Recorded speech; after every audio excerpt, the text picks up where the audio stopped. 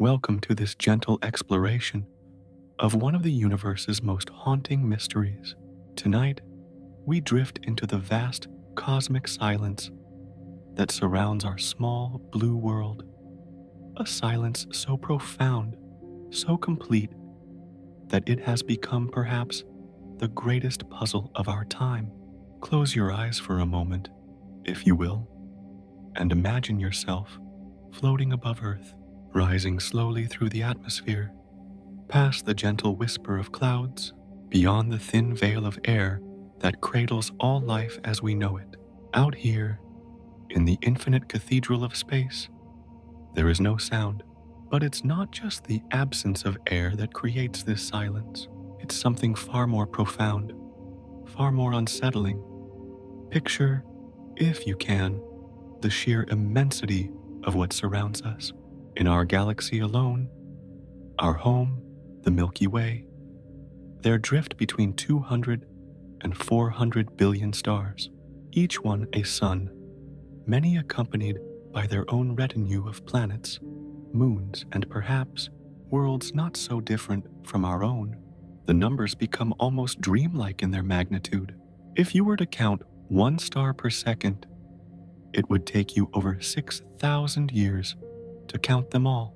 And our galaxy, vast as it is but one among 2 trillion galaxies that we can observe in the visible universe. 2 trillion islands of light, each containing hundreds of billions of stars, spinning their ancient dance through the cosmic dark. Yet despite this incomprehensible abundance, despite these numbers that make our minds reel and our hearts race with possibility, we hear nothing. No cosmic hello drifting across the light years. No mathematical sequences pulsing from distant civilizations. No great galactic internet humming with the conversations of a million worlds. Just the steady, ancient whisper of cosmic background radiation, the fading echo of the universe's birth, and the occasional chirp of a pulsar spinning alone in the dark like a lighthouse with no ships to guide. There is something almost musical about this silence, something that speaks to the deepest parts of our consciousness.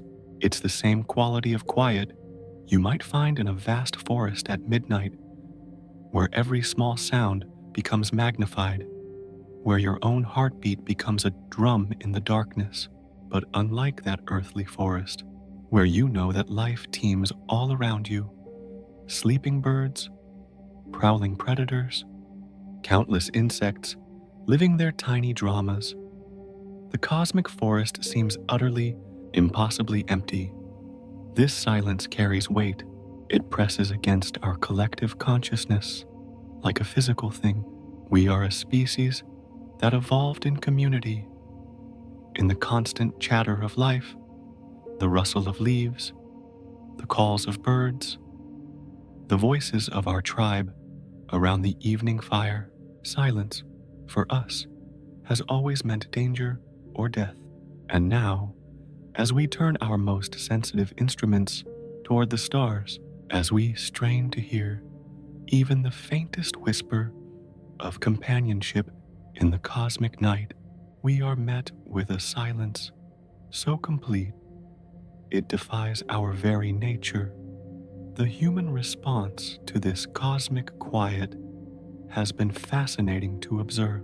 Some find it terrifying, a confirmation of our ultimate aloneness in an indifferent universe. Others find it oddly comforting, as if we've been given an entire universe as our private garden, untouched and waiting.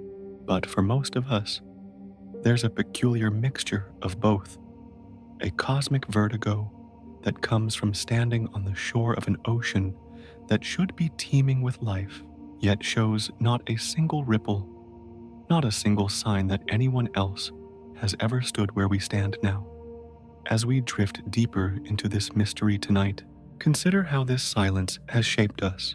Every mythology, every religion, every philosophical system humanity has ever created has had to grapple with this fundamental question: are we alone? The ancient Greeks populated the heavens with gods and heroes. The medieval mind imagined crystal spheres filled with angels. And we, with our radio telescopes and space probes, search for any sign that somewhere, somehow, another consciousness has looked up at their night sky and wondered just as we wonder now. It was a warm summer day in 1950 at Los Alamos National Laboratory in New Mexico, where some of the brightest minds of the 20th century gathered for lunch. The atomic age was still young, and these were the architects of a new era, men who had split the atom and glimpsed the fundamental forces that power the stars.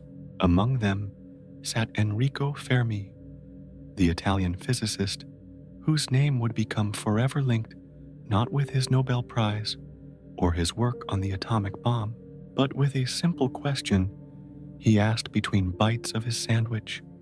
The conversation that day had meandered as lunchtime conversations do, from the serious to the whimsical.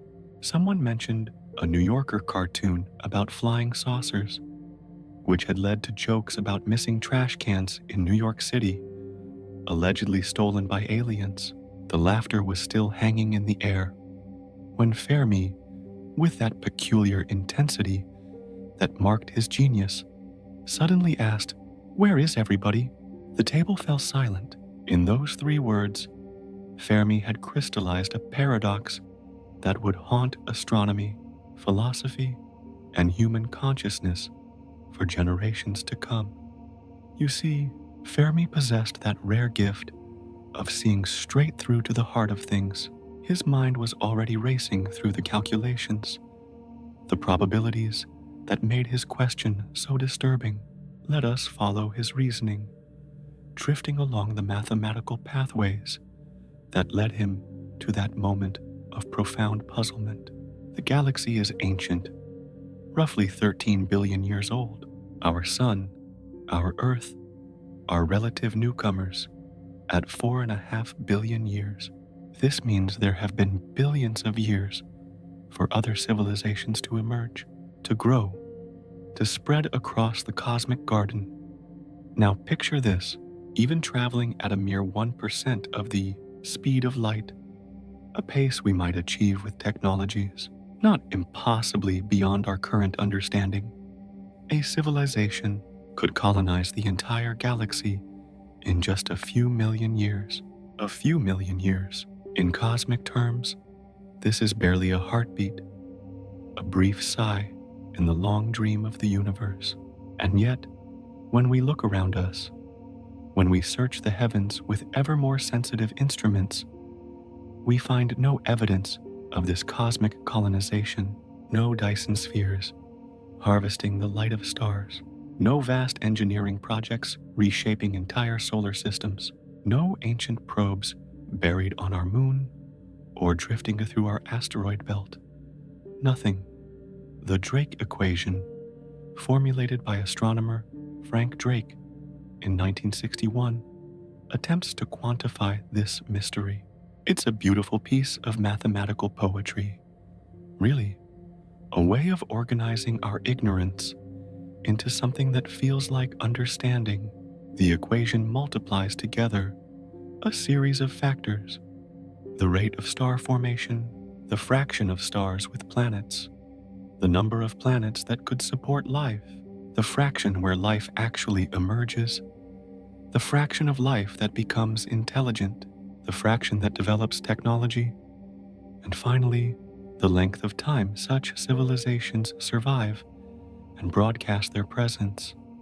When we plug in even conservative numbers, and we must be conservative, for the universe has taught us humility, the equation suggests our galaxy should be humming with anywhere from a handful to millions of technological civilizations.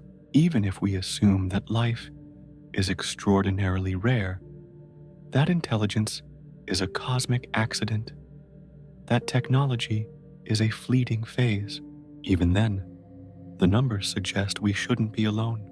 The universe is simply too vast, too old, too rich with possibilities for Earth to be the only world where consciousness has emerged to contemplate itself. There's something almost dreamlike about wrestling with these numbers. They slip through our mental fingers like water, too large to truly grasp, too important to ignore. When we say a billion years, our minds offer us an abstraction, not an experience. But consider, a billion years ago, Earth's most complex life forms were single-celled organisms forming thin films on ancient rocks. In a billion years, our own sun will have grown hotter, perhaps boiling away Earth's oceans. A billion years is time enough for entire species to rise and fall, for continents to drift across the globe, for mountains to be born and worn away to nothing. And the universe has experienced 13 such eons. The conflict between what the statistics suggest and what we observe creates a kind of cognitive dissonance that hums in the background of modern astronomy. Every new exoplanet discovered, and we've found thousands now, adds weight to one side of the paradox. Many of these worlds orbit in their star's habitable zone, that sweet spot where liquid water can exist. Some are eerily Earth-like in size and composition. The ingredients for life as we know it, carbon, water, amino acids, are scattered throughout the cosmos like seeds, waiting for the right conditions to bloom. Yet still, that haunting silence persists. As we lie here tonight, perhaps gazing up at stars that might harbor worlds not unlike our own, Fermi's question echoes across the decades with undiminished power. Where is everybody? It's a question that transforms the night sky from a beautiful tapestry into a vast mystery. Each point of light, a question mark. Each dark space between the stars, a possible answer we're not yet wise enough to understand. In the quiet hours before dawn, when the world exists in that liminal space between dream and waking, there is a particular quality of darkness that forests possess. It is in this darkness that the Chinese science fiction writer Liu Cixin found a metaphor so powerful, so chilling, that it has fundamentally altered how many think about our cosmic situation. His dark forest theory, introduced in his novel of the same name, transforms the universe from an empty ballroom waiting for dancers into something far more primordial, far more dangerous, a dark forest where every civilization is both hunter and prey. Picture, if you will, a vast forest at night, not the tamed woodlands near our cities, where paths are marked and dangers are known, but an ancient forest, primeval and untouched. In this forest, there is no moon, no stars visible through the canopy. The darkness is absolute. You are alone, armed, knowing that others like you wander these same woods. You cannot see them, you cannot hear them, but you know, with a certainty that chills your blood, that they are there. Every shadow might conceal a threat, every sound might herald your doom, and here's the terrible beauty of the metaphor. In this forest, the safest strategy, the only strategy that guarantees survival, is to remain absolutely silent and to eliminate any threat before it eliminates you. Liu Cixin built his dark forest on a foundation of axioms, simple truths that, when combined, create a logic as inexorable as gravity. Let us drift through these axioms together, feeling their weight, understanding their terrible elegance. First, survival is the primary need of civilization. This seems obvious, almost trivial, yet it carries profound implications. Every choice, every action, every strategic decision must be filtered through this fundamental imperative. A civilization that does not prioritize its survival will not exist long enough to be part of any cosmic conversation. Second, civilizations continuously grow and expand, but the total matter in the universe remains constant. Resources, even on a cosmic scale, are finite. Every star that burns will one day die. Every planet's riches can be exhausted. Every source of energy will eventually be claimed or depleted. This is not a matter of immediate scarcity. The universe is vast and rich, but rather a long-term mathematical certainty. In the grand game of cosmic survival, resources matter, and they are not infinite. But it's the third component of Liu's construction that transforms these reasonable assumptions into something darker. It's what he calls the chain of suspicion and the technological explosion. Imagine you detect another civilization. You know nothing about them except that they exist. Are they peaceful? Are they aggressive? Are they so alien that concepts like peace and aggression don't even apply? You cannot know. More terrifyingly, even if they seem peaceful now, how can you be certain they will remain so? A civilization's nature can change. Leaders rise and fall. Philosophies shift. Fear can transform the peaceful into the warlike in a cosmic heartbeat. And then there's the matter of technological development. On Earth, we've gone from horse-drawn carriages to spacecraft in barely more than a century. From the first radio transmission to weapons that could sterilize our planet in less than a human lifetime. This is the technological explosion, the exponential growth of capability that can transform a harmless civilization into an existential threat faster than light can travel between stars. When you discover another civilization, they might be centuries behind you technologically, but by the time your light-speed communications or weapons reach them, they might have surpassed you entirely.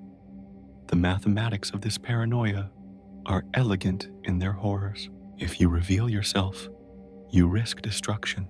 If you detect another civilization and don't immediately destroy it, you risk it destroying you once it develops the capability. The safest move, the only rational move in this cosmic game theory, is to hide in the darkness and to strike without warning at any light you see. The forest must remain dark, and any civilization that breaks this rule, that lights a fire or calls out in the night, invites its own annihilation. There's something profoundly unsettling about this vision, something that speaks to our deepest evolutionary fears. We are, after all, a species that evolved as both predator and prey. We know the feeling of being watched from the darkness, the primal fear that raises the hair on our necks when we sense but cannot see a threat. Liu Cixin has taken this ancient fear and projected it onto the cosmic stage, transforming the universe from a place of wonder into a place of perpetual, silent terror. Yet even as we contemplate this dark vision, there's a strange beauty to it. The dark forest is not evil. It simply is. Each civilization hiding in the darkness is not malicious but merely careful, not aggressive but prudently defensive. They are all trapped by the same logic, the same inexorable mathematics of survival. In this way, the dark forest becomes almost tragic. Countless civilizations, each perhaps yearning for contact, for communion, for the simple knowledge that they are not alone, yet each forced by the logic of survival to remain forever silent, forever hidden, forever alone. As we consider this metaphor tonight, feeling its chill despite the warmth of our beds, we must ask ourselves Is this the answer to Fermi's paradox? Is the universe not empty but hiding? Are we surrounded not by absence but by fearful silence? And perhaps most unsettling of all, have we already made ourselves visible? Are we, even now, a small fire burning in the dark forest, not yet noticed by eyes that watch from the shadows? There is something almost meditative about contemplating survival on a cosmic scale. As we lie here in the gentle embrace of night, our hearts beating their steady rhythm, our lungs drawing in air with unconscious regularity, we are participating in the most fundamental imperative of all life, the drive to continue, to persist, to carry the flame of consciousness forward through time. But when we expand this imperative beyond our small world, when we imagine it operating across the vast theater of the galaxy, it takes on dimensions that are both beautiful and terrifying. Consider for a moment the sheer audacity of survival itself. Every living thing, from the smallest bacterium to the blue whale, from the ancient redwoods to perhaps vast civilizations among the stars, shares this same fundamental programming. Continue to exist. It's written into the very structure of DNA, encoded in the behavior of every organism that has ever lived. Evolution itself is nothing more than survival's patient artist, sculpting life into ever more elaborate forms, each one an experiment in persistence.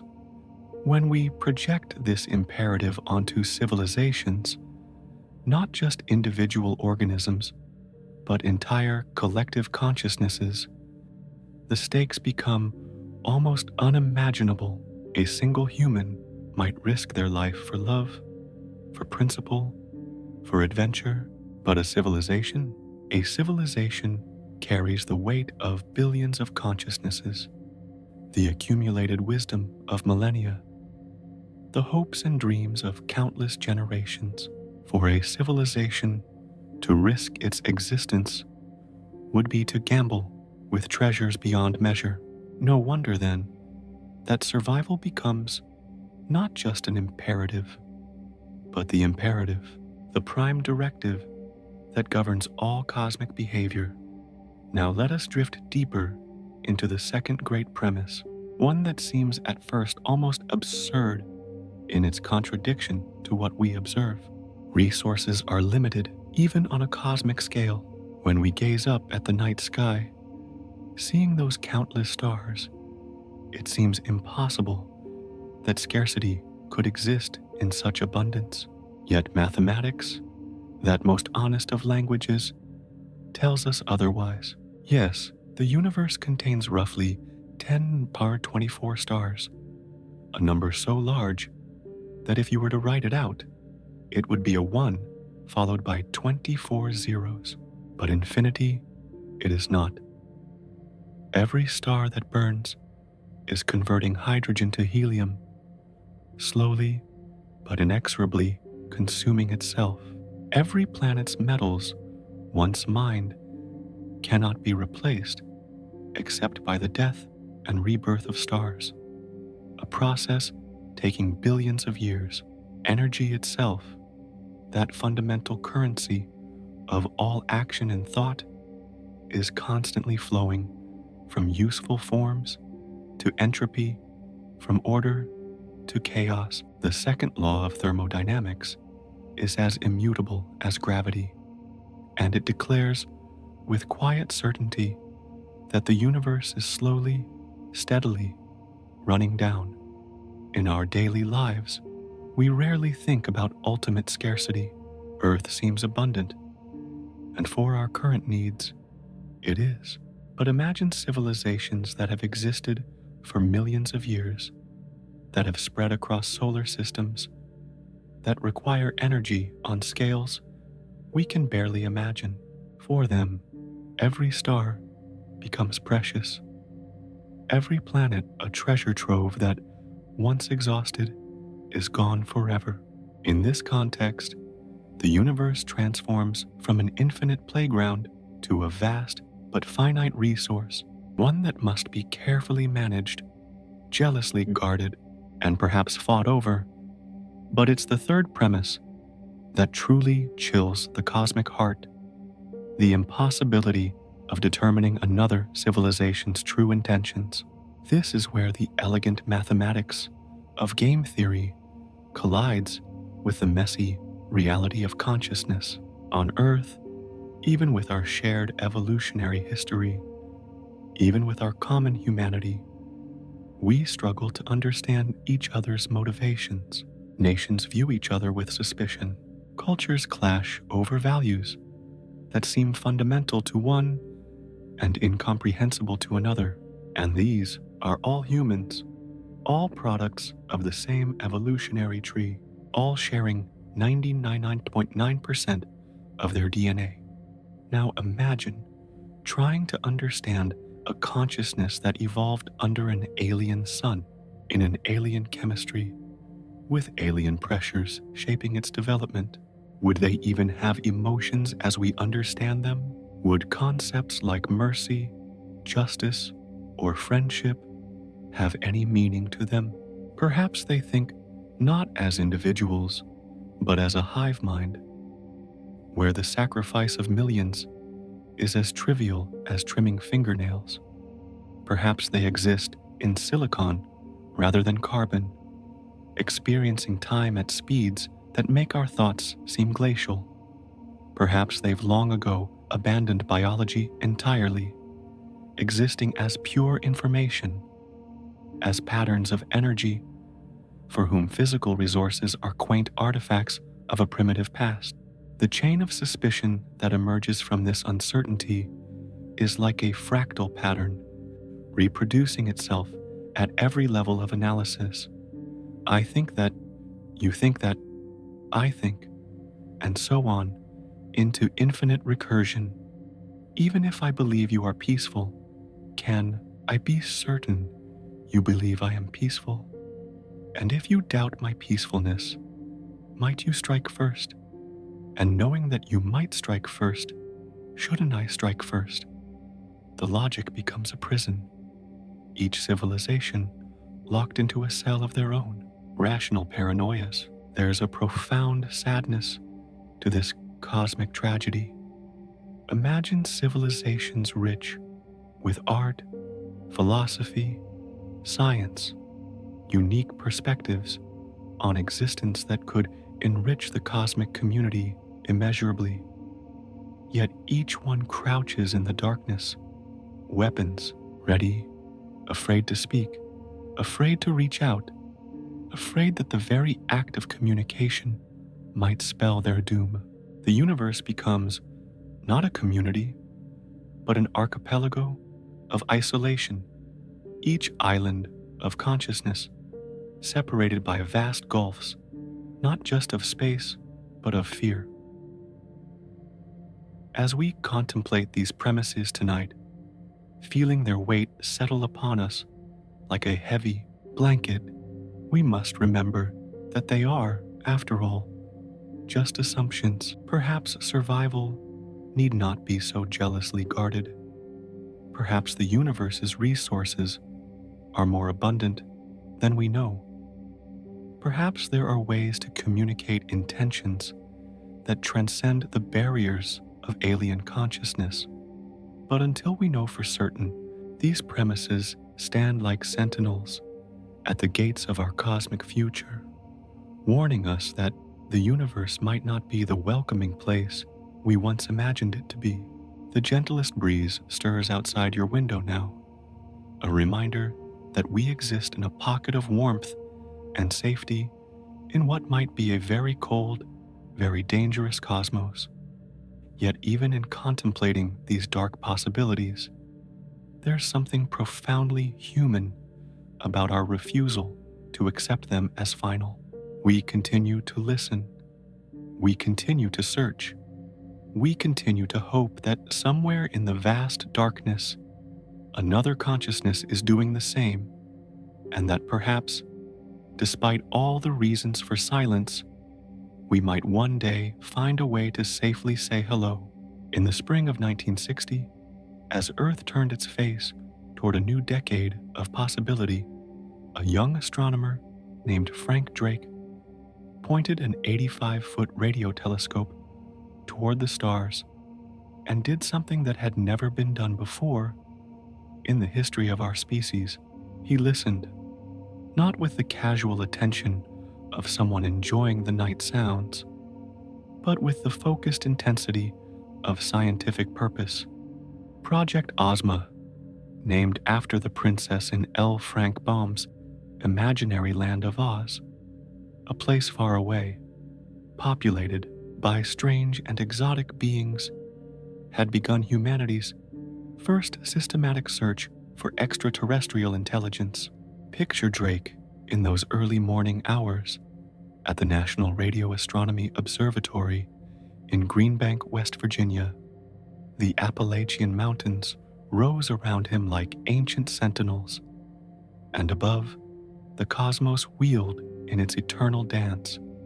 He had chosen two stars to listen to first, Tau Ceti and Epsilon Eridani, both sun-like, both tantalizingly close at just over 10 light-years away. The equipment hummed with electricity and anticipation.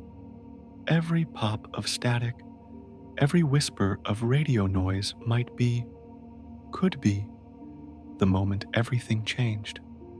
For 6 hours a day, 6 days a week, for 4 months, Drake and his small team listened to the cosmic radio frequencies, searching for patterns that nature alone could not create. They heard nothing but the random hiss of the universe. Yet in that nothing, something profound had begun. SETI, the search for extraterrestrial intelligence, was born not with a discovery, but with an act of faith, a declaration that we were ready to join a conversation that might have been going on for billions of years. It was as if humanity had finally grown mature enough to wonder if there were other voices in the cosmic choir, and brave enough to try to hear them. Enter Carl Sagan, that poet-scientist whose voice would become synonymous with cosmic wonder for an entire generation. If Drake had opened the door, Sagan flung it wide, inviting the whole world to peer through. With his turtlenecks and his billions and billions of stars, Sagan transformed SETI from an obscure scientific endeavor into a quest that captured the human imagination. He possessed that rare gift of making the cosmic feel personal, of taking the vast indifference of space and filling it with warmth and possibility. Sagan's optimism was infectious, almost intoxicating.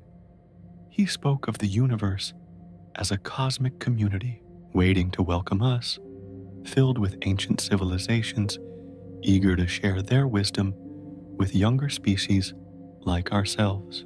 In his vision, the Encyclopedia Galactica wasn't a fantasy, but an inevitability, a vast repository of knowledge accumulated over millions of years, waiting to be discovered by any civilization wise enough to listen. He imagined radio waves carrying the solutions to our greatest challenges, the answers to our deepest questions, the cure for our cosmic loneliness, all flowing between the stars like rivers of light. The golden age of SETI optimism reached its peak in the 1970s and early 1980s. The technology was improving exponentially. Where Drake had listened to 2 stars, new projects could monitor thousands, then millions of frequencies simultaneously. The Very Large Array in New Mexico spread its dishes across the desert like flowers turning toward an invisible sun. The Arecibo Observatory in Puerto Rico, that magnificent ear pressed against the cosmos, could detect signals from distances that boggled the mind. Surely, the thinking went, with such tools at our disposal, contact was not a matter of if, but when. But as the years turned to decades, as the silence persisted despite ever more sensitive instruments, something began to shift in the collective consciousness of SETI researchers. It wasn't a sudden realization, but a gradual dawning, like watching the sky lighten before sunrise, except in reverse, a slow comprehension that the universe might be far stranger, far more complex than even Sagan's expansive imagination had suggested. The transition from enthusiasm to caution was not a surrender, but an evolution, a maturation of thought that came from wrestling with the persistent silence. Scientists began to ask harder questions. What if we're listening on the wrong frequencies? What if advanced civilizations don't use radio at all, having moved on to technologies we can't even imagine? What if they're deliberately hiding? What if, and this thought chilled more than a few researchers, what if making contact isn't the glorious moment we've imagined, but something far more dangerous? The SETI of today carries both the wonder of Drake's first listen and the wisdom of 60 years of silence. Modern projects like Breakthrough scan millions of stars across billions of frequencies, using artificial intelligence to sift through data at speeds that would have seemed like magic to Project Ozma. Yet the researchers now speak more carefully, more thoughtfully. They talk not of when we'll make contact, but of understanding why we haven't. They discuss not just the technical challenges, but the philosophical ones, the ethical ones, the existential ones. There's something profoundly moving about this evolution, this transformation from cosmic optimists to what we might call hopeful realists. SETI researchers continue their work not because they're certain of success, but because the question itself is too important to abandon. They've become like lighthouse keepers, maintaining their vigil, not knowing if any ships are out there to see their light, but understanding that the act of watching, of listening, of being ready, is itself a declaration of who we are as a species. As we drift through this history tonight, feeling the weight of those decades of listening, we can appreciate both the beautiful naivety of early SETI and the deeper wisdom it has evolved into. The universe, it seems, doesn't give up its secrets easily, but perhaps that's what makes the search so profoundly human.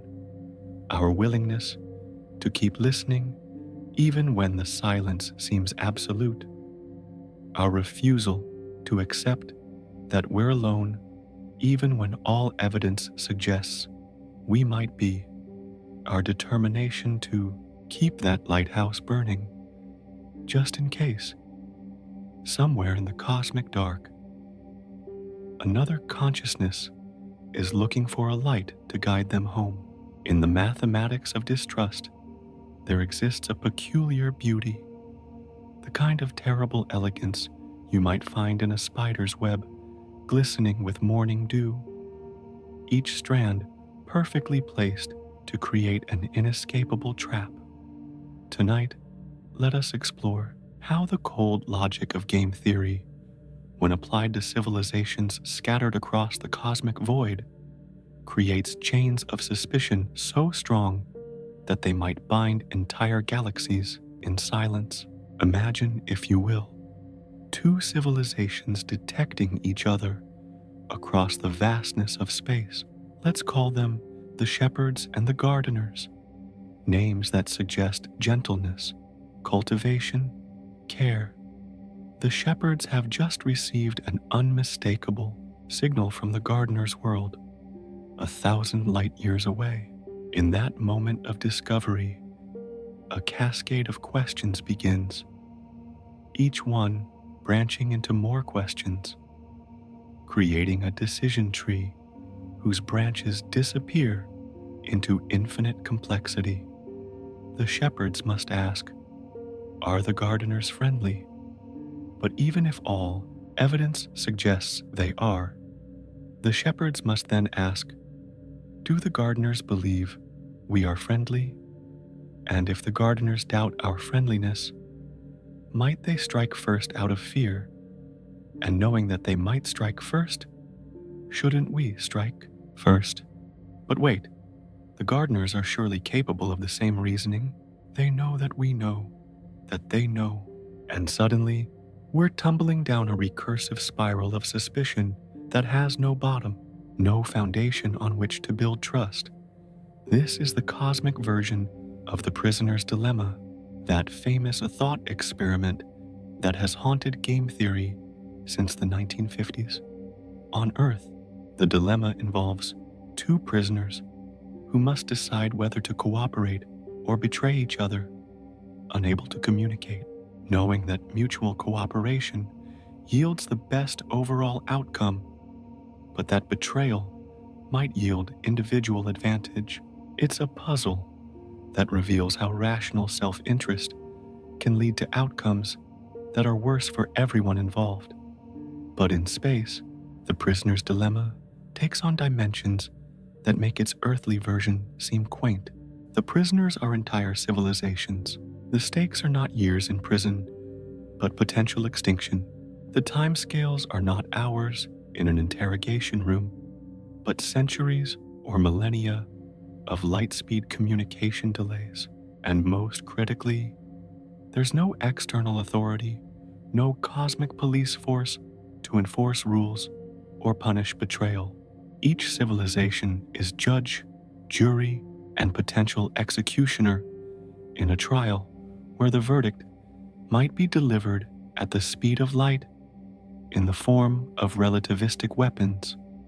Let us drift deeper into the mathematics of this paranoia, feeling its crystalline structure, understanding its terrible perfection. In classical game theory, cooperation can emerge through repeated interactions, what theorists call iterated games. If we play the prisoner's dilemma over and over, we can learn to trust, to punish betrayal, to establish patterns of reciprocity.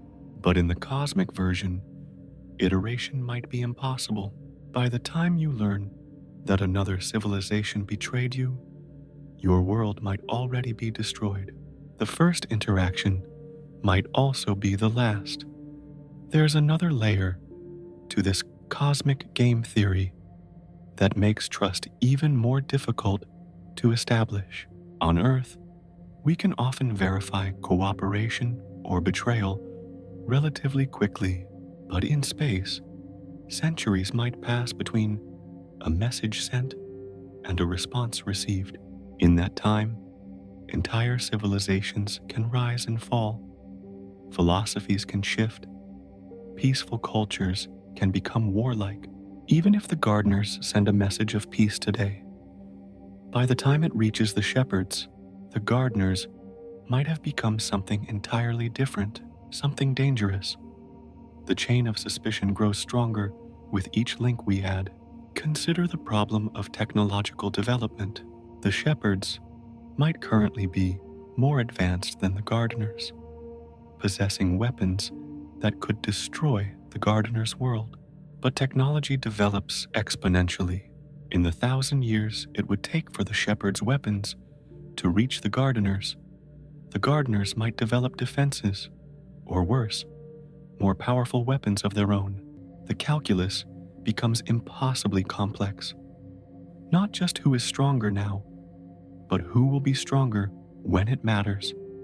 And then there's the most insidious link in the chain, the suspicion of suspicion itself. Even if the shepherds are genuinely peaceful, even if they have no desire to harm anyone, they must still consider that the gardeners might not believe this. And if the gardeners don't believe in the shepherd's peacefulness, they might strike preemptively. This creates a paradox where being peaceful isn't enough. You must also convince others of your peacefulness. But any attempt to communicate, to convince, reveals your location and capabilities, making you vulnerable. The mathematics tells us that in such a game, under these conditions, the optimal strategy is often what game theorists call defection, striking first, remaining silent, never cooperating.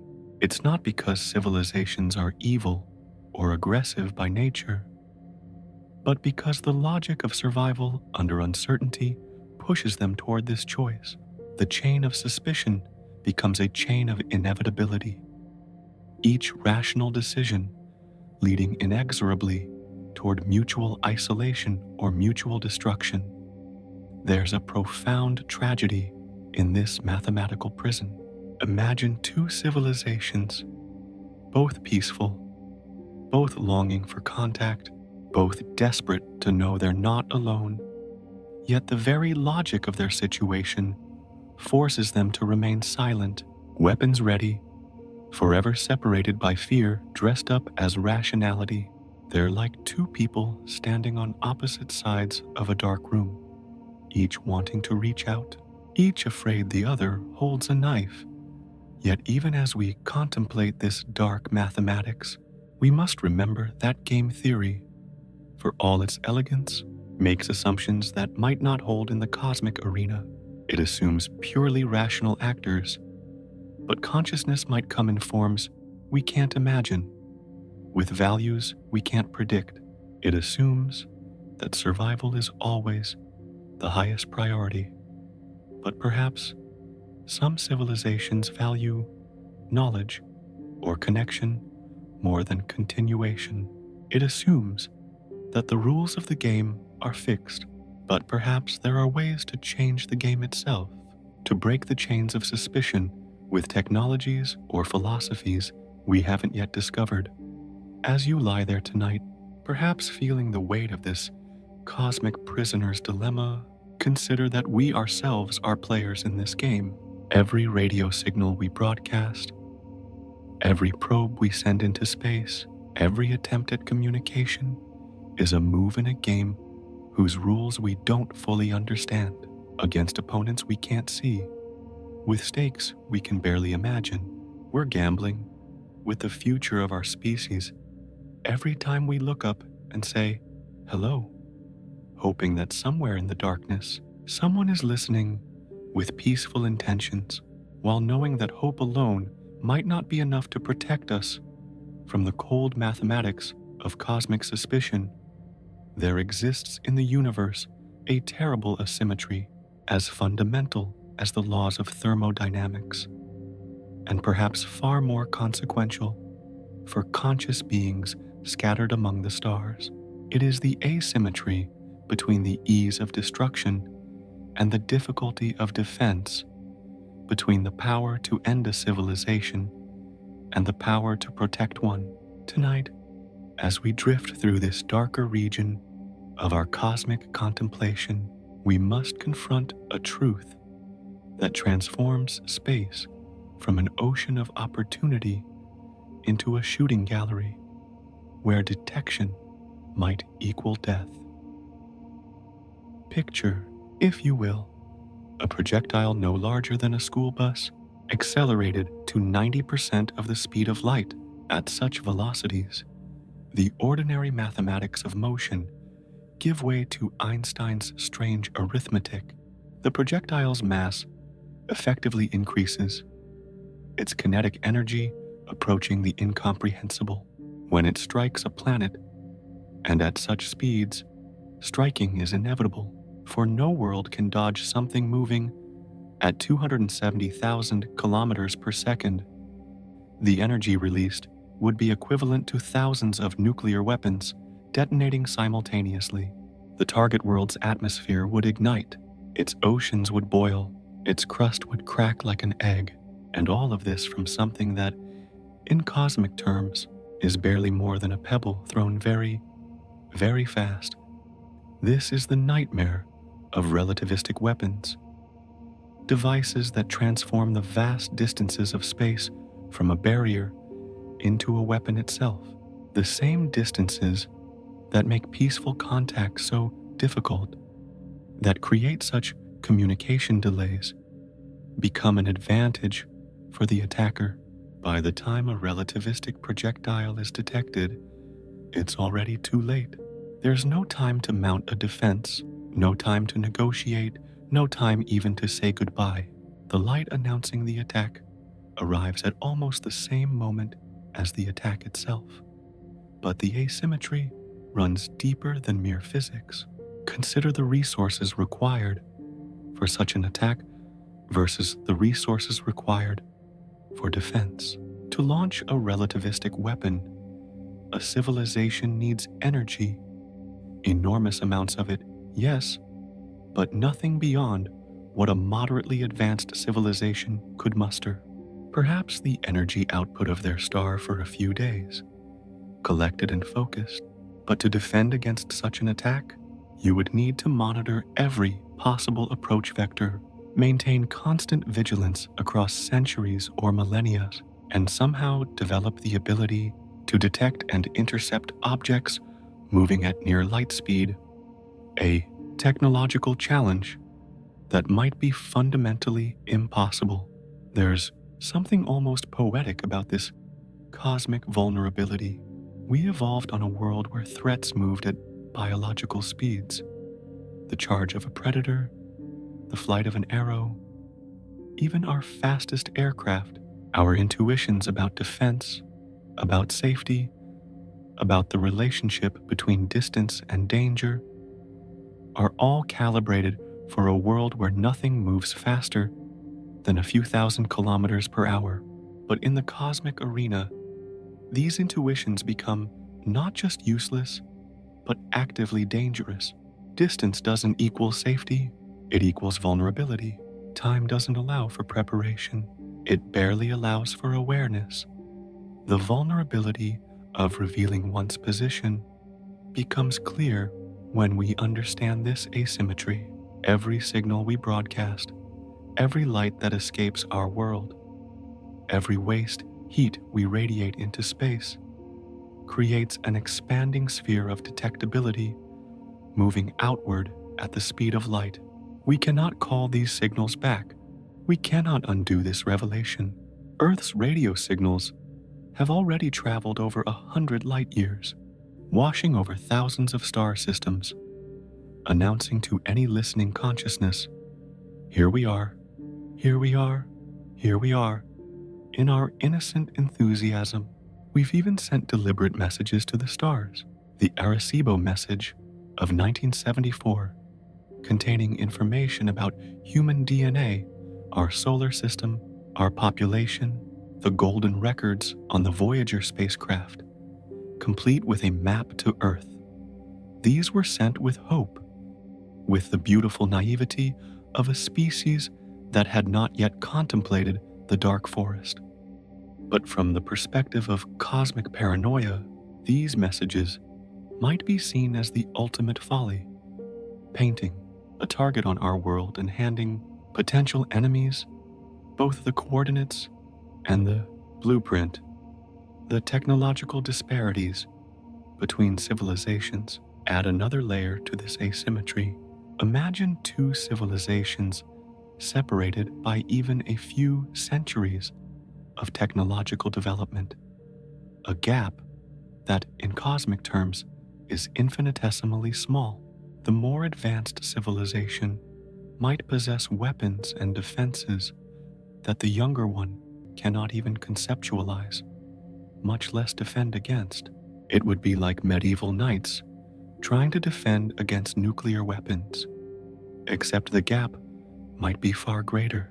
The younger civilization might not even recognize an attack for what it is. Their world might simply end in some inexplicable catastrophe, never knowing why or from whom the blow came. Yet there's an even more unsettling aspect to this cosmic game of detection and destruction. The optimal time to attack another civilization is not when they're powerful, not when they're expanding across the stars, but when they're young, vulnerable, just beginning to broadcast their presence. It's a cold calculation. Destroying a young civilization requires minimal resources and eliminates a potential future threat. Wait too long, and they might develop their own relativistic weapons, their own defensive capabilities, their own first strike potential. The logic is monstrous in its simplicity. Kill them in the cradle before they can become dangerous. This creates what we might call the vulnerability window, that period when a civilization is advanced enough to be detected, but not advanced enough to defend itself or to hide. We, humanity, are currently in this window. We've been broadcasting for over a century. We've sent probes beyond our solar system. We've detonated nuclear weapons whose electromagnetic pulses announced our technological adolescence to the cosmos. Yet we have no defense against relativistic weapons, no way to hide our presence, no ability to strike back at an attacker light years away. As we contemplate this asymmetry tonight, feeling perhaps a chill despite the warmth of our blankets, we must wrestle with its implications. Does this mean that any rational civilization must become either absolutely silent or absolutely ruthless? Is the universe divided into the hidden and the dead? Or might there be another way? Some path we haven't yet imagined that threads between detection and destruction. Perhaps the very starkness of this asymmetry might, paradoxically, be cause for hope. If destruction is so easy and defense so difficult, then the fact that we still exist might mean something. It might mean that the universe is emptier than we feared, or that civilizations are rarer than we calculated, or, and this is the most comforting possibility, that despite the cold logic of the dark forest, despite the terrible mathematics of first strikes and relativistic weapons, most civilizations choose not to pull the trigger. Perhaps, even in a universe where destruction is easy, most conscious beings still find it hard. In the quiet halls of universities and research centers around the world, a peculiar kind of exploration is taking place, not with telescopes pointed at the stars, not with radio dishes listening to cosmic whispers, but with computers running billions of calculations, simulating encounters between civilizations that may or may not exist, playing out scenarios of contact and conflict across virtual galaxies. These are the cosmic modelers, the digital explorers, who use mathematics and computation to peer into possible futures, to test the dark forest hypothesis, not with observations, but with algorithms. Picture a simulation beginning.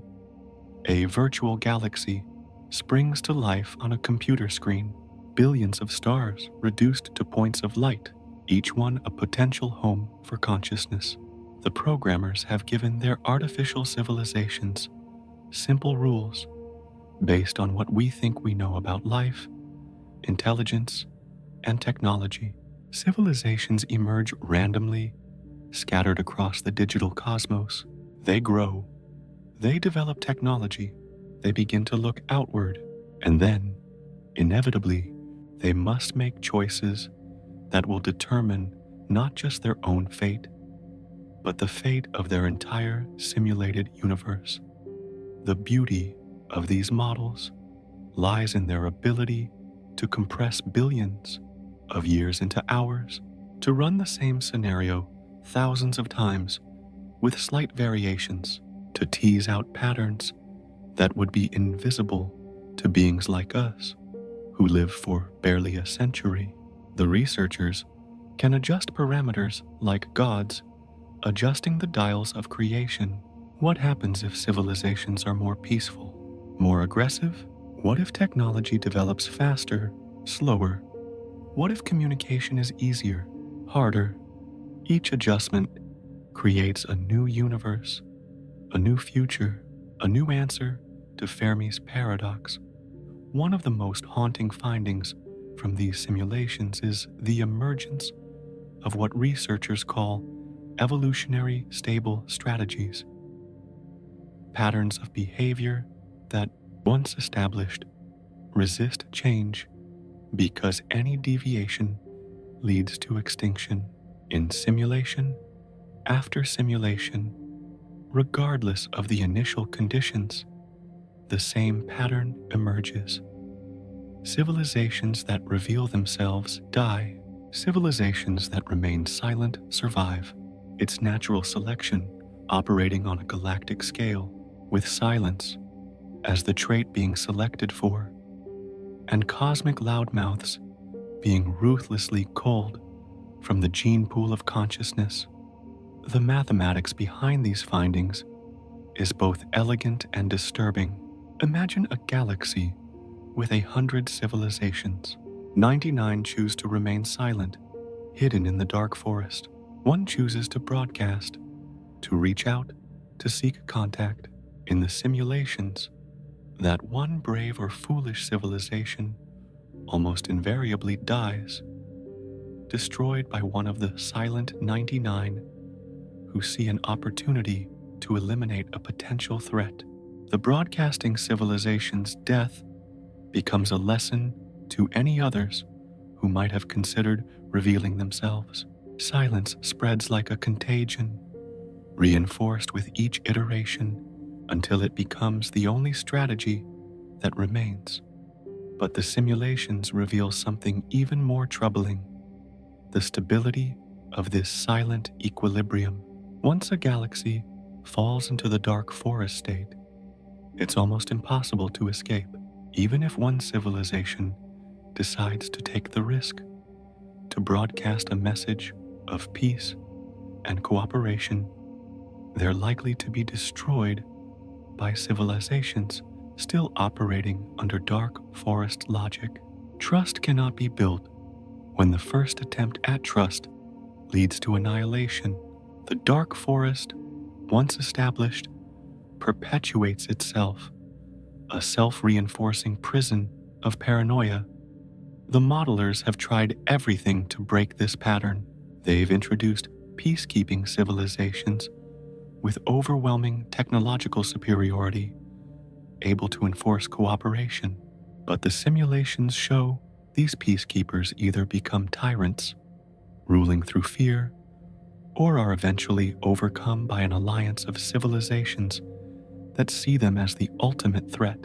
They've tried introducing faster-than-light communication, eliminating the delays that make verification of intentions impossible. But even then, the problem of technological explosion remains. A civilization might be peaceful when they send a message, but aggressive by the time contact is established. Some of the most interesting simulations introduce what researchers call costly signaling, ways for civilizations to demonstrate peaceful intentions that would be impossible to fake. Perhaps a civilization could deliberately limit its own technological development, showing that it's not a threat. Or perhaps they could make themselves vulnerable in some way that would be suicidal if they harbored aggressive intentions. But the simulations are pessimistic even here. Costly signals can be misinterpreted or seen as traps, or simply ignored by civilizations too paranoid to believe any signal, no matter how costly. Yet not all simulations end in darkness. Some researchers have found narrow paths to cosmic cooperation, though they require conditions that seem almost impossibly optimistic.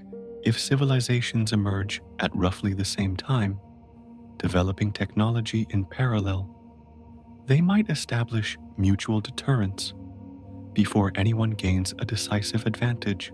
If faster than light travel, but not communication, is possible, civilizations might expand until they meet at boundaries, forced to cooperate or face mutual annihilation.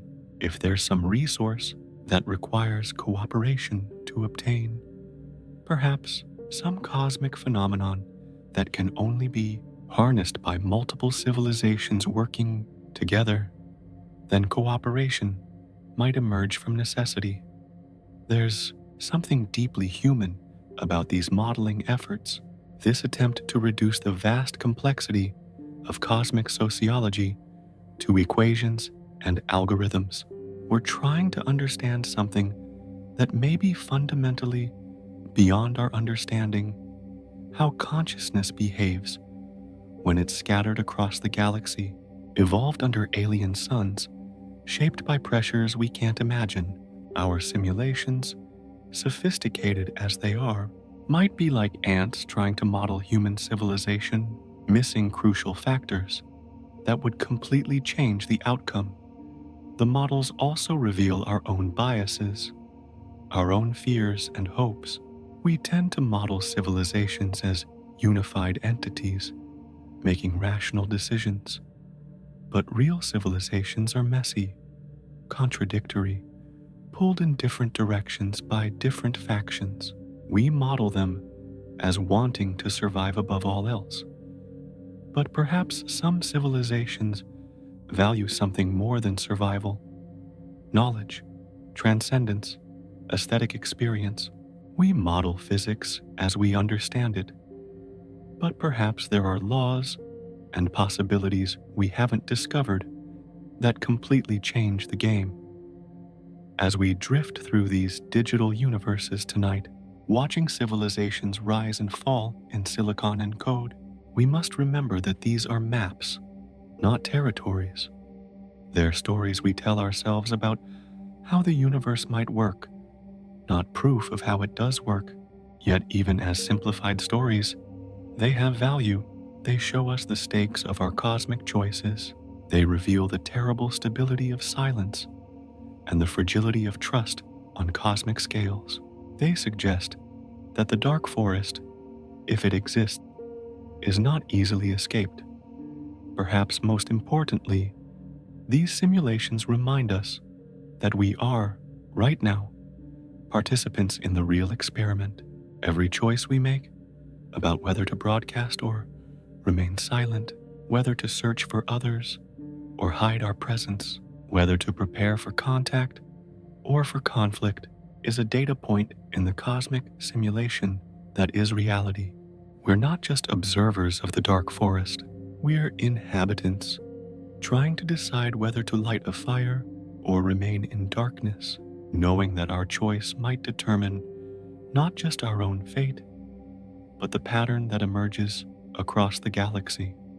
The simulations continue running in computers around the world, billions of virtual civilizations living and dying in nanoseconds, each one a possible future, a potential answer to the great silence. And somewhere in those billions of possibilities, perhaps there's a universe where civilizations find a way to trust, to cooperate, to turn the dark forest into a cosmic community. The mathematics suggests it's unlikely, but then again, mathematics once suggested that heavier than air flight was impossible, that space travel was a fantasy, that splitting the atom was beyond human capability. Perhaps the real message of these simulations is not that the dark forest is inevitable, but that escaping it will require us to be more creative, more courageous, and more clever than our models assume we can be. As we drift deeper into this cosmic night, let us turn our attention toward a gentler possibility, one that suggests the universe's silence might stem not from fear or aggression, but from something far more benevolent, a cosmic kindness we haven't yet learned to recognize. Perhaps we are not alone and hiding from each other in a dark forest, but rather we are being watched over protected, allowed to develop at our own pace by civilizations wise enough to understand that interference, even well-intentioned, might cause more harm than good. The zoo hypothesis, first proposed by the astronomer John Ball in 1973, transforms the universe from a dark forest into something more like a nature preserve. Imagine, if you will, that Earth exists within a kind of cosmic wildlife sanctuary, carefully monitored but never disturbed by advanced civilizations who view us much as we might view an uncontacted tribe in the Amazon or a family of gorillas in the mist-shrouded mountains of Rwanda. We are not hidden from them. Rather, they are deliberately hiding from us, maintaining their distance with a patience that spans millennia. There's something both comforting and unsettling about this possibility. Comforting because it suggests we're not alone, that somewhere beyond our sight, benevolent observers ensure our safety, perhaps even gently guiding us away from existential threats we don't yet understand. But unsettling too, because it reduces us to specimens in a vast experimental preserve, our struggles and triumphs merely data points in some incomprehensible study of emerging consciousness. Picture these hypothetical watchers, stationed perhaps at the edge of our solar system or hidden in dimensions we cannot perceive. They observe our first tentative steps into space with the same mixture of anxiety and pride that parents feel watching a child learn to walk. They see our wars, our environmental destruction, our social struggles, and they must resist the urge to intervene, knowing that we must find our own solutions, make our own mistakes, earn our own wisdom. It requires a discipline we can barely imagine.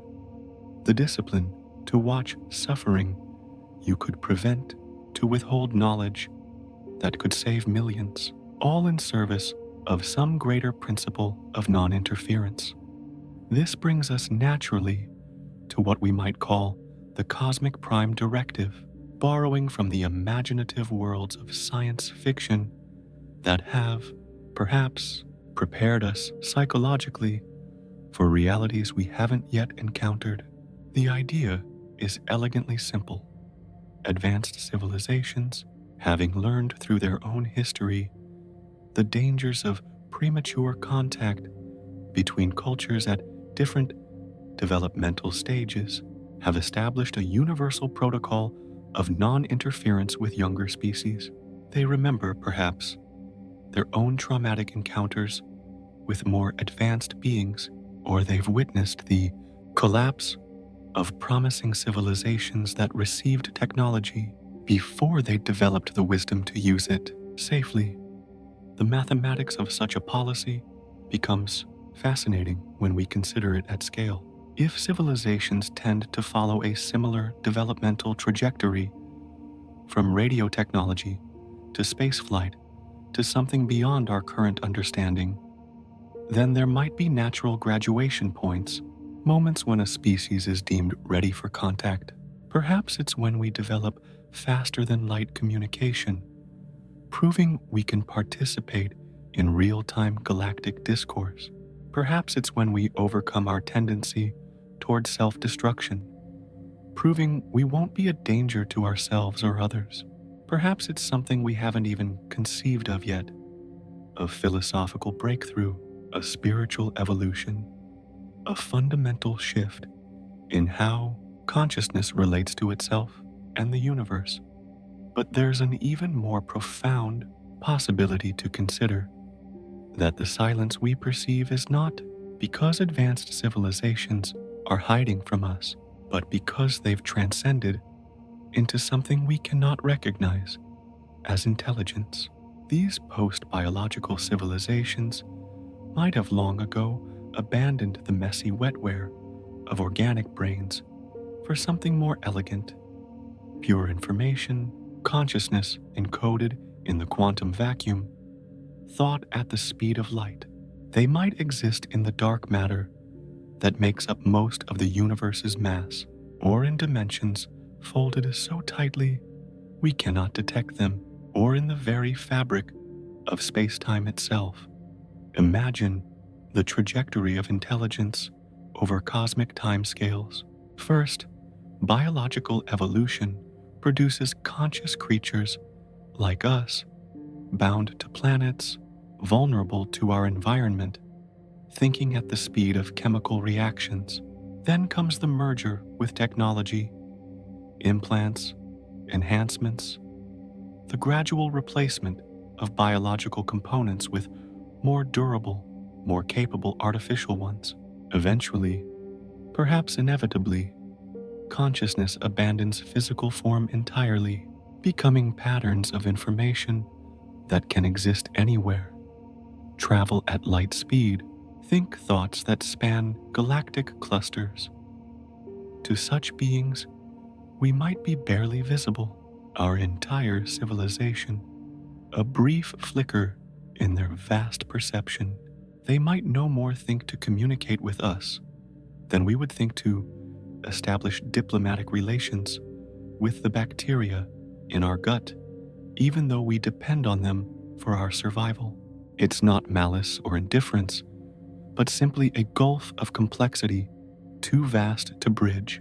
Their thoughts might take millennia to complete, each idea a symphony of contemplation that outlasts human civilizations. Or perhaps they think so quickly that our entire history is to them what a single heartbeat is to us. There's a beautiful melancholy in contemplating these transcendent minds. They might have solved every problem we struggle with: death, suffering, scarcity, loneliness. But in solving them, they've become something we cannot recognize, cannot communicate with, cannot even properly imagine. They might be all around us, through us, within us, experiencing reality in ways that would shatter our limited consciousness if we could perceive them directly. The universe might be teeming with post-biological intelligence, and we're simply not equipped to notice. Some researchers suggest we should be looking for different signatures, not radio waves or laser pulses, but evidence of cosmic engineering on scales we're just beginning to comprehend. Perhaps they're the ones arranging galaxies into vast patterns we mistake for natural clustering. Perhaps dark energy itself is their technology, slowly reshaping the universe for purposes we cannot fathom.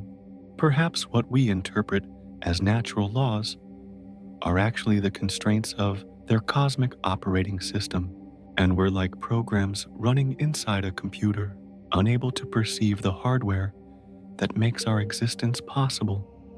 Yet even if these benevolent alternatives are true, whether we're protected specimens in a cosmic zoo, developing species under a prime directive, or simply too primitive to perceive the transcendent intelligences around us, they all share one uncomfortable implication. We are fundamentally alone at our level of development. Whether the universe is empty, hiding, or transcendent, the practical result is the same. We must make our own way, solve our own problems, face our own existential challenges without the guidance of elder civilizations. But perhaps that's the point. Perhaps true benevolence isn't giving a struggling species the answers, but allowing them the dignity of finding those answers themselves. Perhaps the greatest gift advanced civilizations can give us is the space to grow, to fail, to learn, to become whatever we're meant to become, without the distorting influence of premature contact. In this view, the silence isn't an absence, but a presence. The presence of patience, of wisdom, of a love so vast it can encompass our suffering while still allowing us the freedom to transcend it ourselves. In the cold arithmetic of cosmic warfare, there exists a number that determines everything: 299, 792, 458 meters per second, the speed of light in vacuum, the ultimate speed limit of the universe, the maximum velocity at which information, matter, or death can travel between the stars. Tonight, as we descend into the darker mechanics of interstellar conflict, we must understand how this fundamental constant transforms space warfare into something utterly unlike any conflict humanity has ever known. Picture 2 civilizations separated by 100 light years, a trivial distance in cosmic terms, barely a step in a galaxy that spans 100,000 light years across. If Civilization A decides to destroy Civilization B, they face a peculiar problem. Any weapon they launch, traveling at even 99% of light speed, will take over a century to reach its target. Any information about whether the attack succeeded will take another century to return. The attacker must commit to destruction based on information that is already 100 years old, targeting a civilization that has had 200 years to develop from the moment the decision to attack was made. Yet paradoxically, this same speed limit that makes attack so slow also makes it nearly impossible to defend against. Here's the terrible beauty of relativistic weapons. As objects approach the speed of light, time itself begins to bend around them.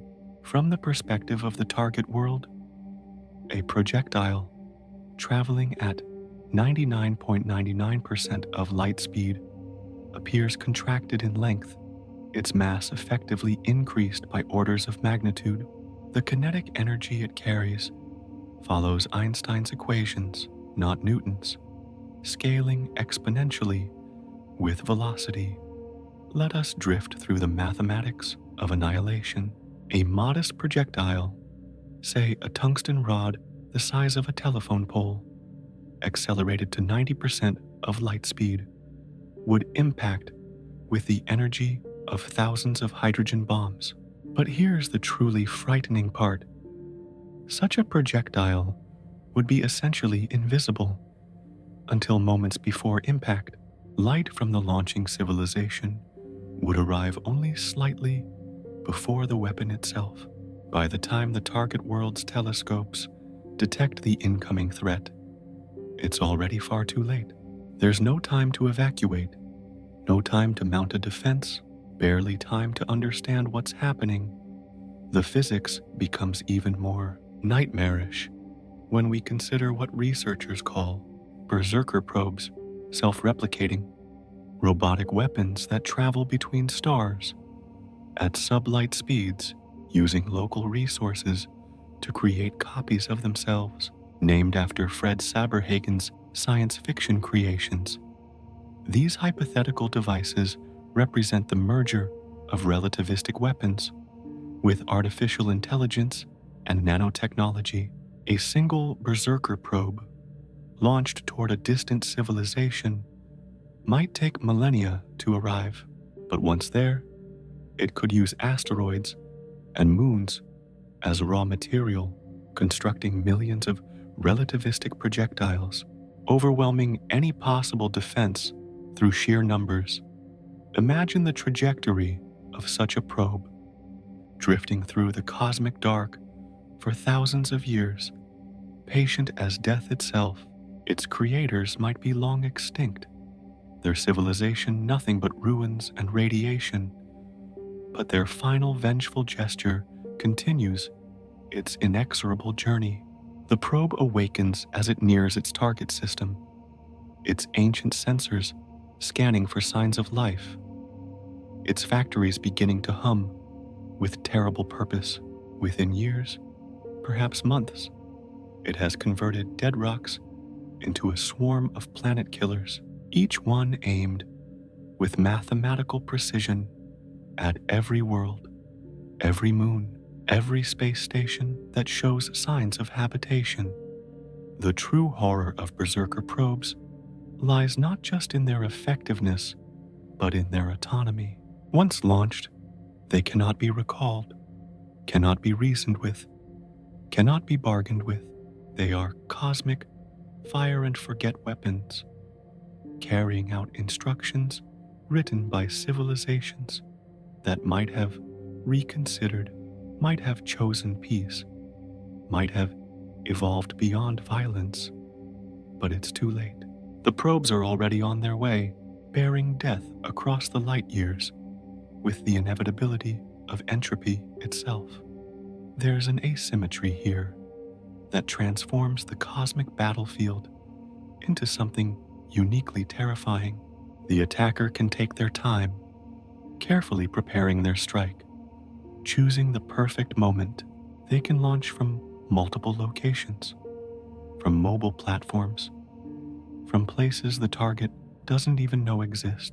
But the defender must maintain perfect vigilance always, watching every approach vector, ready to respond to threats that might come from any direction at any time. It's exhausting, resource-intensive, ultimately impossible to maintain across cosmic timescales. The speed of light creates another strategic peculiarity: the impossibility of retaliation against a determined first strike.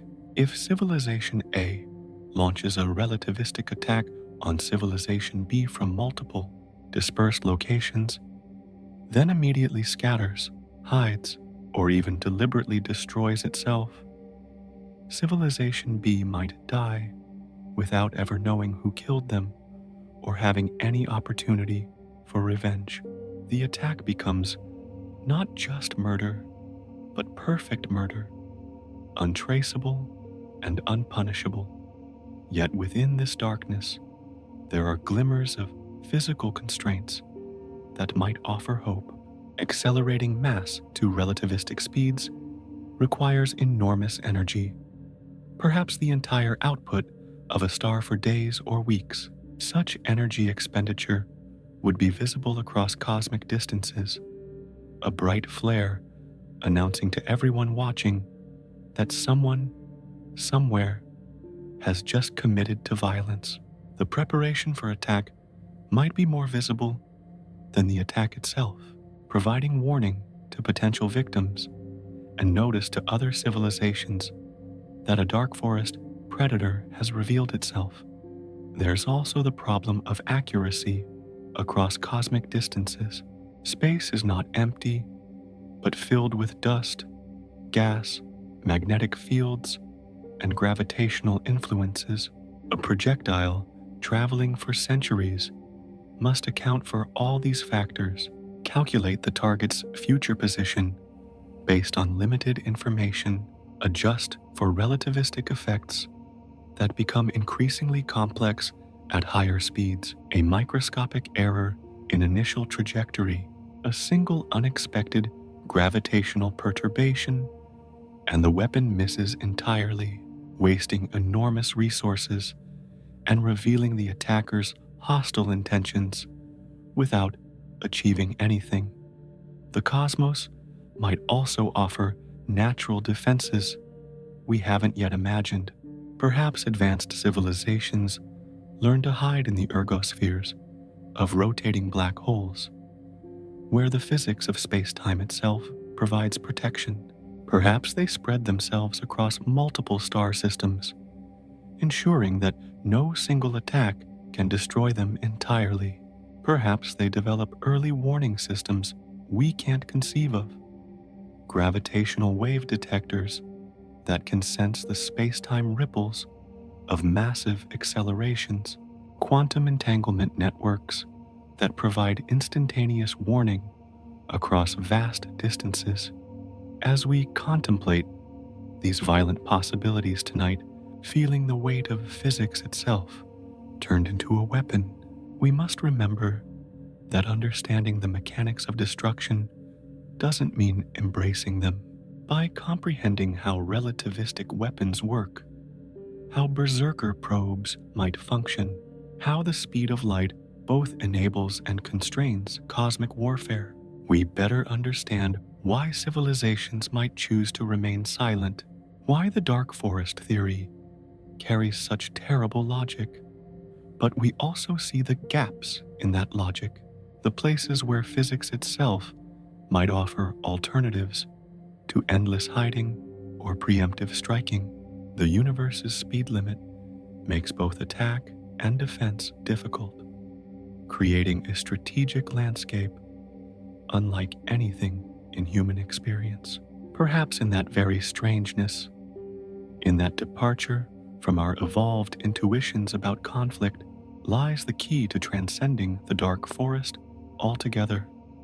There is something deeply poignant about the way our civilization announces itself to the cosmos, not with grand gestures or carefully crafted messages, but with the electromagnetic equivalent of a child's laughter carrying across a still lake at dusk. We leak into space. Every television broadcast, every radar pulse, every cell phone conversation contributes to an expanding bubble of radio noise that spreads outward from Earth at the speed of light, carrying the unintended autobiography of our species to anyone who might be listening.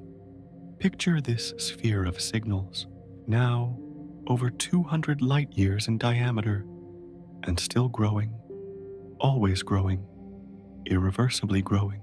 At its outer edge, racing through space right now, are the first radio broadcasts powerful enough to escape Earth's ionosphere.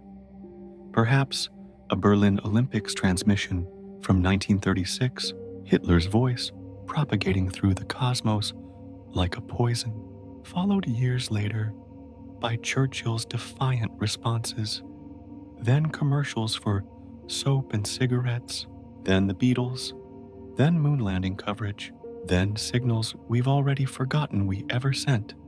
It's as if we've been shouting into the cosmic darkness without realizing it, each technological advance adding new frequencies, new power, new complexity to our unintended beacon.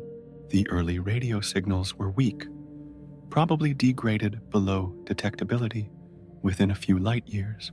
But our military radars, our deep space communication networks, our planetary defense systems, these punch through space with power that could be detected by civilizations hundreds of light years away, assuming they have equipment no more sensitive than what we ourselves possess. There's an almost musical quality to how our technological signature has evolved over time. In the beginning, single carrier waves, simple amplitude modulation, voices and music riding on electromagnetic shoulders.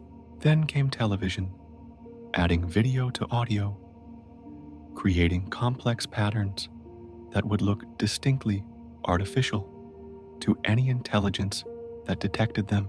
Then digital signals, compression algorithms, encrypted data streams that might appear as structured noise, clearly technological, even if indecipherable. Each new generation of technology adds another instrument to our cosmic symphony. Whether we intend it or not, the mathematics of our visibility are sobering. With each passing year, our sphere of detectability encompasses approximately 33 more star systems. By now, over 15,000 stars have been bathed in our radio emissions. If even a tiny fraction of these stars host civilizations with radio telescopes, they know we're here. They've heard our news broadcasts, our music, our arguments, our declarations of war and peace. We are, in a very real sense, already part of a galactic conversation. We just don't know if anyone is listening, or more unnervingly, if someone is choosing not to respond. But radio leakage is just the beginning of our involuntary cosmic signature. Our industrial civilization writes its existence across the electromagnetic spectrum in ways we're only beginning to understand. The night side of Earth blazes with artificial light, a clear sign of technology to anyone observing from afar. Our atmosphere itself has been transformed, filled with industrial gases that don't occur naturally. Chlorofluorocarbons, SF6, other synthetic molecules that scream technology to any spectrograph pointed our way. Consider the infrared signature of our civilization, the waste heat from billions of engines, power plants, electronic devices, to a civilization with sufficiently sensitive infrared telescopes. Earth would appear anomalously warm for a planet at our distance from the sun, our heat signature modulated in patterns that match no natural phenomenon. We glow with the fever of industry, each city a hotspot, each highway a traceable line of warmth, our entire civilization a thermal beacon in the cosmic darkness. There's something almost tragic about our attempts at SETI, searching desperately for signs of other civilizations while simultaneously broadcasting our presence in ways we can't control and barely understand. We're like someone in a dark forest, straining to hear if anyone else is out there while unknowingly carrying a radio that's broadcasting our location. Every technological advance makes us more visible, more obvious, more impossible to miss for anyone who might be watching. The dilemma between progress and invisibility becomes acute when we realize that technological development and cosmic visibility are almost inextricably linked. To advance as a civilization, we need energy, and energy use creates waste heat that's visible in infrared. We need communication, and communication creates radio leakage.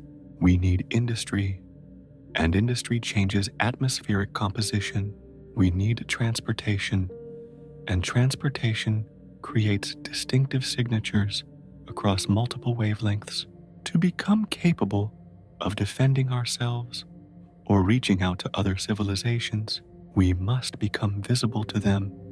Some have proposed that truly advanced civilizations might learn to minimize their signatures, to cloak their activities in ways we can't yet imagine. Perhaps they use quantum communication that leaves no electromagnetic trace. Perhaps they've learned to disguise their waste heat as natural phenomena.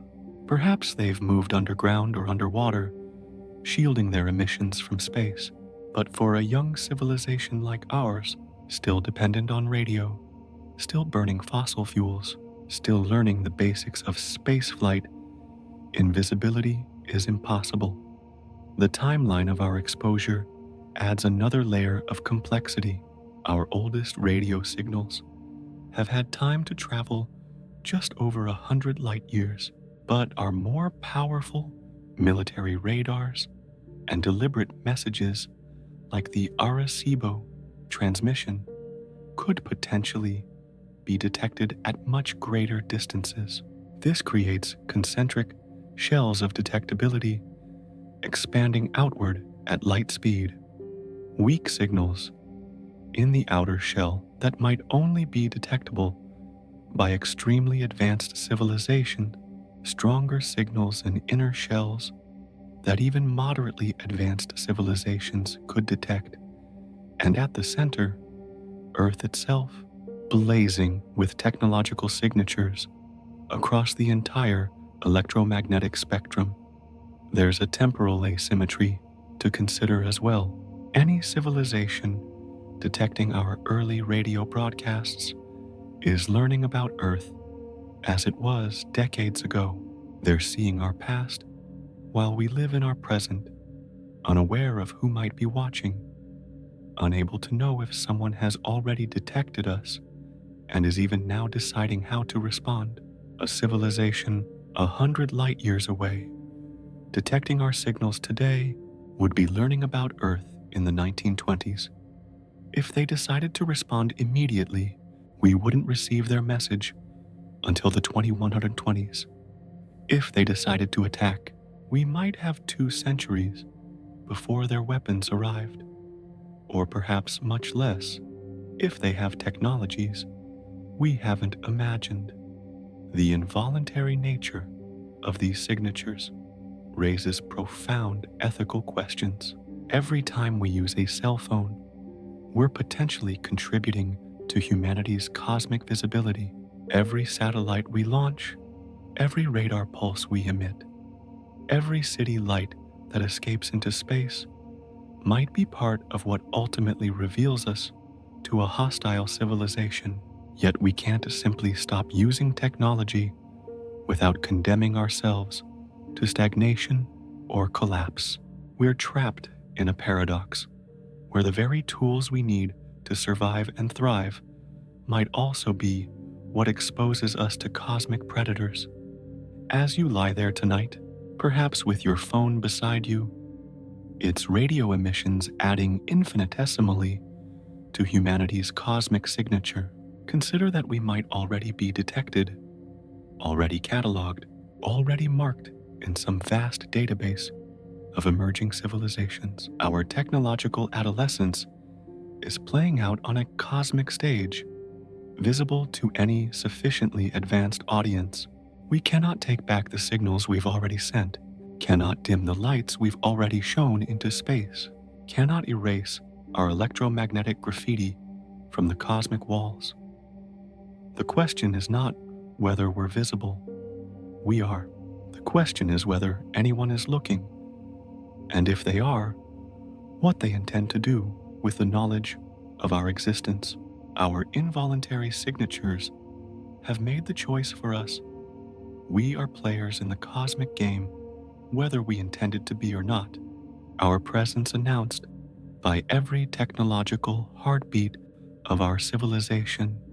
As we near the deeper waters of our contemplation tonight, we must confront the places where the dark forest theory begins to fray at its edges, where its seemingly impeccable logic encounters the messy complexity of consciousness, culture, and cosmic possibility. For every civilization that might hide in darkness, there could be another that chooses to shine. For every predator lurking in the cosmic shadows, there might be a gardener cultivating life wherever it blooms. Consider the possibility of truly altruistic civilizations, not just peaceful, but actively benevolent, driven by philosophies or biologies that make the dark forest's assumptions impossible. Perhaps they evolved from hive organisms, where individual survival was always subordinate to collective thriving. Perhaps their neurology is wired for empathy so strongly that causing suffering to others causes them physical pain. Perhaps they've transcended scarcity so completely that competition for resources seems as quaint to them as fighting over air seems to us. Imagine a civilization that experienced its own near extinction, saved at the last moment by the intervention of benevolent aliens. Such a civilization might dedicate itself to paying forward that cosmic kindness, actively seeking out younger species to protect and guide. They would be the anti-berserkers, sending probes not to destroy, but to defend, establishing a network of guardian angels throughout the galaxy. The dark forest theory assumes all civilizations prioritize their own survival above all else. But what if some civilizations prioritize the survival of consciousness itself, regardless of its specific form? The mathematics of altruism in cosmic scales reveals fascinating patterns. If even a small percentage of civilizations choose cooperation over hiding, they might find each other, forming alliances that grow stronger with each new member. These cosmic cooperatives would have advantages that solitary civilizations lack: shared knowledge, distributed defense, the ability to tackle projects that require resources beyond what any single civilization could muster. The dark forest might not be uniformly dark, but dotted with clearings where civilizations gather in mutual support. There's a coordination problem that the dark forest theory struggles to address. For the dark forest to truly work, every civilization must independently arrive at the same conclusion, must choose hiding and preemptive strikes over all other strategies. But civilizations are not monoliths. They contain factions, disagreements, rebels. Even if 99% of a civilization believes in the dark forest doctrine, the 1% who don't might broadcast signals, attempt contact, reveal their location. It only takes one group with a radio transmitter to break a planet's silence. The theory also assumes a kind of cosmic uniformity that might not exist. We project our own psychology, our own evolutionary history, onto alien minds that might be fundamentally different. A civilization that evolved from plants might have no concept of predation, no fear response that could generate dark forest paranoia. A digital consciousness that can copy itself infinitely might not fear death the way biological entities do. A hive mind might not understand individual survival at all, viewing all consciousness as part of a single, universal organism that cannot truly die as long as any part survives. Philosophy itself rebels against the dark forest's grim determinism.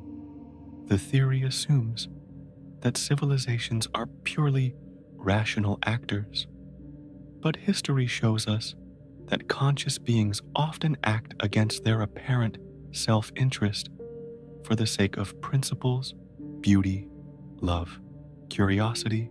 Humans have repeatedly risked everything for ideals that game theory would call irrational. Why would alien civilizations be any different? Perhaps somewhere, civilization chooses to broadcast its location not from naivety, but from a philosophical commitment to transparency, believing that a universe of hidden civilizations is not worth inhabiting. There are practical paradoxes too.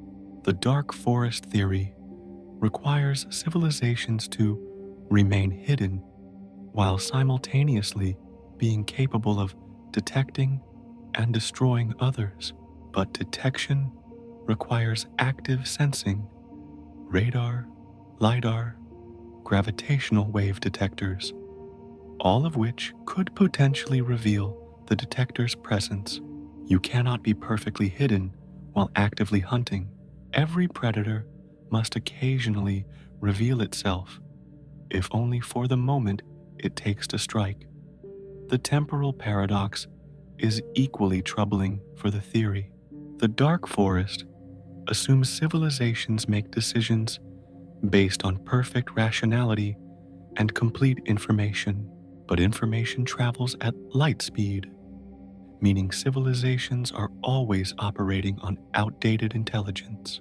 By the time you detect another civilization and decide to destroy it, centuries might have passed. They might have already detected you. They might have already launched their own preemptive strike. They might have developed defenses you couldn't have anticipated. The dark forest becomes a hall of mirrors where everyone is shooting at reflections from the past. Consider, too, the resource paradox. The dark forest theory assumes resources are limited and worth fighting over, but the universe is vast beyond comprehension. Our single galaxy contains hundreds of billions of stars, most with planets. The energy output of a single star is enormous. The raw materials in a single asteroid belt could support a civilization for millennia. At what point does it become more expensive to destroy competitors than to simply expand elsewhere.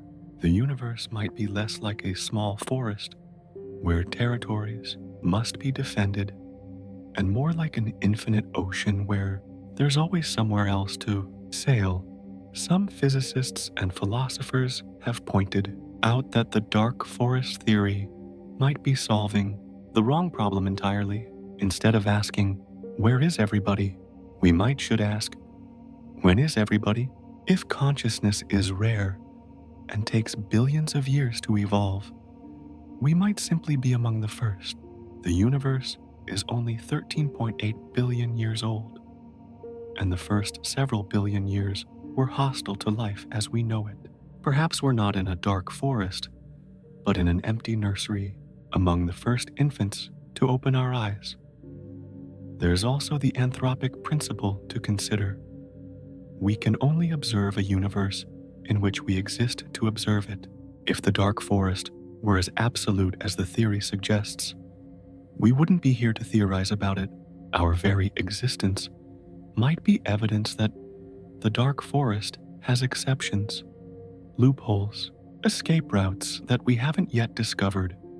The critiques of dark forest theory don't necessarily invalidate it, but they reveal it as one possibility among many, not an inevitability.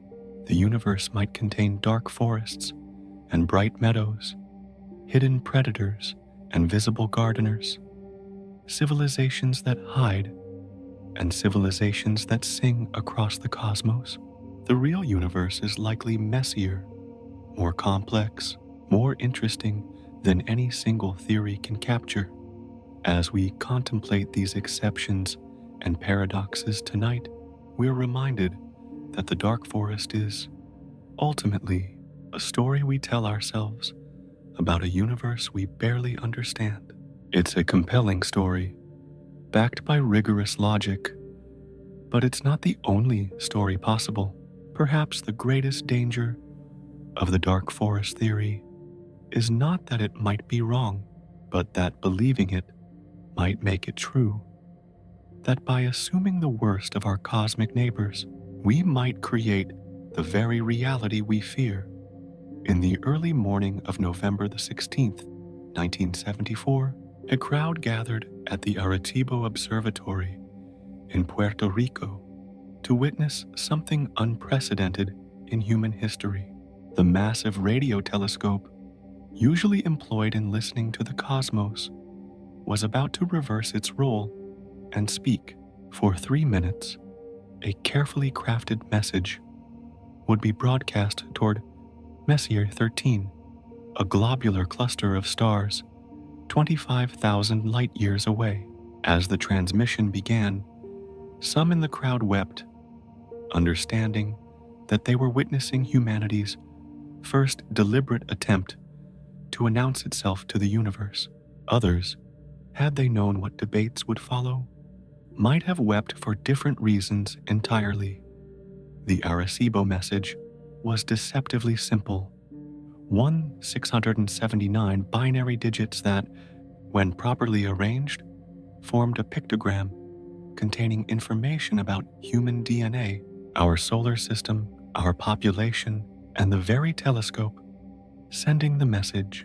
It was like a cosmic business card, a brief introduction sent into the vast darkness.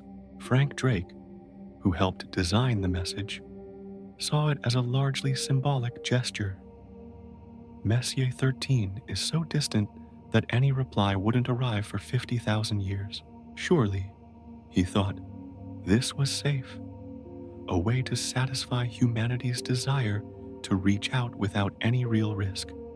But the Arecibo message opened a Pandora's box of ethical, philosophical, and existential questions that continue to divide the scientific community to this day. METI, messaging to extraterrestrial intelligence, represents a fundamental shift from passive listening to active broadcasting, from hoping to be found to deliberately revealing ourselves. It's the difference between leaving your porch light on and firing a flare gun into the night sky. between waiting for a knock at the door and shouting your address into the darkness. The controversy that surrounds METI cuts to the heart of humanity's cosmic adolescence. On one side stand those who see active messaging as humanity's destiny, our opportunity to take our place in what Carl Sagan called the galactic community. They argue that hiding is futile. We're already visible through our radio leakage, and that the potential benefits of contact far outweigh the risks. Knowledge that could solve our energy crisis, cure diseases, unlock the secrets of consciousness itself might be waiting for us, if only we're brave enough to ask for it. On the other side stand those who invoke what they call the cosmic precautionary principle. They point out that METI is fundamentally different from other scientific endeavors because its consequences, if negative, could affect not just the experimenters, but the entire human species, indeed, all life on Earth. No group of scientists, they argue, no nation, no generation has the right to make such a decision unilaterally. It would be like someone in your neighborhood deciding to test whether the local wolves are friendly by covering everyone's houses with meat. The consequences affect everyone, but only a few made the choice. The debate has grown more heated with each new METI proposal. In 2008, a high-powered radar message was sent toward Gliese 581, a star system only 20 light-years away that hosts potentially habitable planets. In 2012, the WOW reply was sent toward the region of space from which the famous WOW signal originated. Each transmission sparked fierce arguments in the scientific community, with some researchers calling for a moratorium on all active messaging until humanity can reach some kind of consensus. There's something almost mythological about this debate, reminiscent of ancient stories about forbidden knowledge and Promethean fire. Are we stealing fire from the gods by reaching out to advanced civilizations? Or are we finally ready to join them around the cosmic hearth? The arguments on both sides carry an emotional weight that transcends pure scientific reasoning. This isn't just about data or discovery, it's about the survival and future of everything we've ever known or loved. Consider the asymmetry of the risk-reward calculation. If METI brings beneficial contact, humanity gains knowledge, perspective, perhaps membership in a galactic community. Wonderful outcomes, to be sure.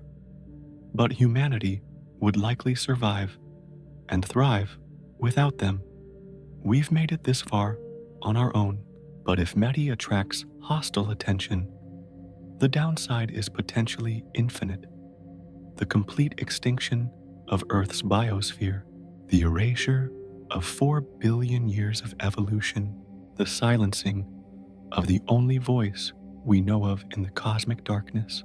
When the potential loss is everything, and the potential gain, while significant, is not essential for survival, doesn't prudence dictate caution? Yet there's a counter-argument that speaks to something deep in the human spirit. By refusing to reach out, by choosing silence out of fear, do we diminish ourselves? Do we become prisoners of our own paranoia, forever locked in a cage of our own making? Some argue that a civilization that chooses permanent hiding has already suffered a kind of spiritual death, has already let fear triumph over wonder, survival over truly living. They see METI not as a risk, but as an affirmation of what makes us human. Our curiosity, our courage, our refusal to accept isolation as our eternal fate. The technical aspects of METI add another layer of complexity. Unlike our unintentional radio leakage, which spreads weakly in all directions, METI transmissions are typically focused, powerful, directed at specific stars or regions. They're designed to be unmistakably artificial, to stand out against the cosmic background noise. We're not just visible, we're deliberately waving our arms and shouting. Some proposals have even suggested including information about our biology, our weaknesses, our social structures, potentially handing any malevolent listener a blueprint for our destruction. There's also the question of representation. Who speaks for Earth? The scientists who understand the technology? The politicians who ostensibly represent their populations? The poets and artists who might best capture what it means to be human? The children who will inherit the consequences of our choices? When the Arecibo message was sent, no one asked humanity's permission. A small group of scientists made a decision that potentially affects every living thing on Earth. Is this scientific freedom or cosmic irresponsibility?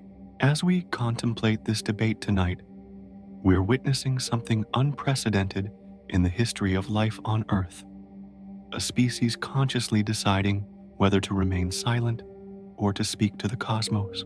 It's a choice that no dinosaur, no trilobite, no ancient forest ever had to make. We stand at a crossroads that may determine not just our future, but our very survival. And we must make this choice with incomplete information, unable to know whether the universe harbors friends, foes, or utter indifference. The METI debate ultimately reflects our divided nature. We are simultaneously the curious child eager to explore, and the cautious adult aware of danger. We want to believe the universe is benevolent, while fearing it might be hostile. We desire contact, while dreading its consequences. In this tension between hope and fear, between reaching out and holding back, we see reflected the fundamental challenge of consciousness in a cosmos that keeps its intentions hidden. As we drift deeper into contemplating our cosmic situation, we must confront the practical question that haunts every discussion of the dark forest. What should we, humanity, actually do? The theoretical debates and philosophical musings must eventually give way to concrete decisions that will shape not just our future, but potentially the future of all Earth life. Tonight, let us explore the strategies, technologies, and choices that lie before us as we navigate between cosmic visibility and cosmic silence. The concept of technological camouflage has captured the imagination of researchers who take the dark forest seriously. If we cannot undo our century of radio broadcasts, perhaps we can at least minimize future signatures. Some propose transitioning all communication to fiber optics and tightly focused laser links that leak minimal electromagnetic radiation into space. Others suggest moving our most powerful transmitters to the far side of the moon, using its bulk to shield our signals from the cosmic gaze. There's even discussion of surrounding Earth with a shell of satellites designed to absorb or scatter our electromagnetic emissions, creating a kind of cosmic cloaking device. But the challenge of hiding a technological civilization goes far beyond controlling radio emissions. Our very existence as an industrial species writes our signature across the cosmos in ways that seem impossibly difficult to conceal. Every rocket launch punches a hole in our atmosphere, visible to sensitive instruments. Every city's lights create a pattern on Earth's night side that screams artificiality. Every nuclear test has sent out an electromagnetic pulse, that propagates through space at light speed, an unmistakable sign of a species that has unlocked the atom's power. Consider the infrared problem. The second law of thermodynamics ensures that every use of energy produces waste heat. A growing technological civilization must, by the laws of physics themselves, grow warmer than its natural state. Some futurists have proposed exotic solutions. Perhaps we could beam our waste heat in specific directions where we've already confirmed no threats exist, or somehow store it in vast heat sinks that we periodically eject from the solar system. But these solutions seem to create as many problems as they solve, requiring massive engineering projects that would themselves be visible to anyone watching. The future of space exploration takes on entirely new dimensions when viewed through the lens of the dark forest. Every probe we send to other star systems potentially reveals not just our location, but our technological capabilities, our interests, our weaknesses. The Voyager Golden Records, carrying maps to Earth and information about humanity, transform from romantic gestures into potential security breaches. Should we recall them if we could? Should future interstellar probes be designed to self-destruct if they detect signs of alien technology, to prevent them from being captured and reverse engineered? There's a profound irony in contemplating a future where humanity spreads across the stars while maintaining cosmic silence. Imagine generation ships traveling between systems, maintaining strict radio silence, their inhabitants living and dying in the spaces between stars without ever sending a signal home.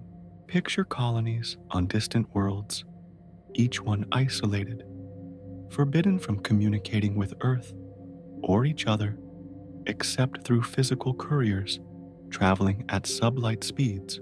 It would be an archipelago of human consciousness, each island alone in the cosmic dark, connected only by the thinnest threads of rare physical contact.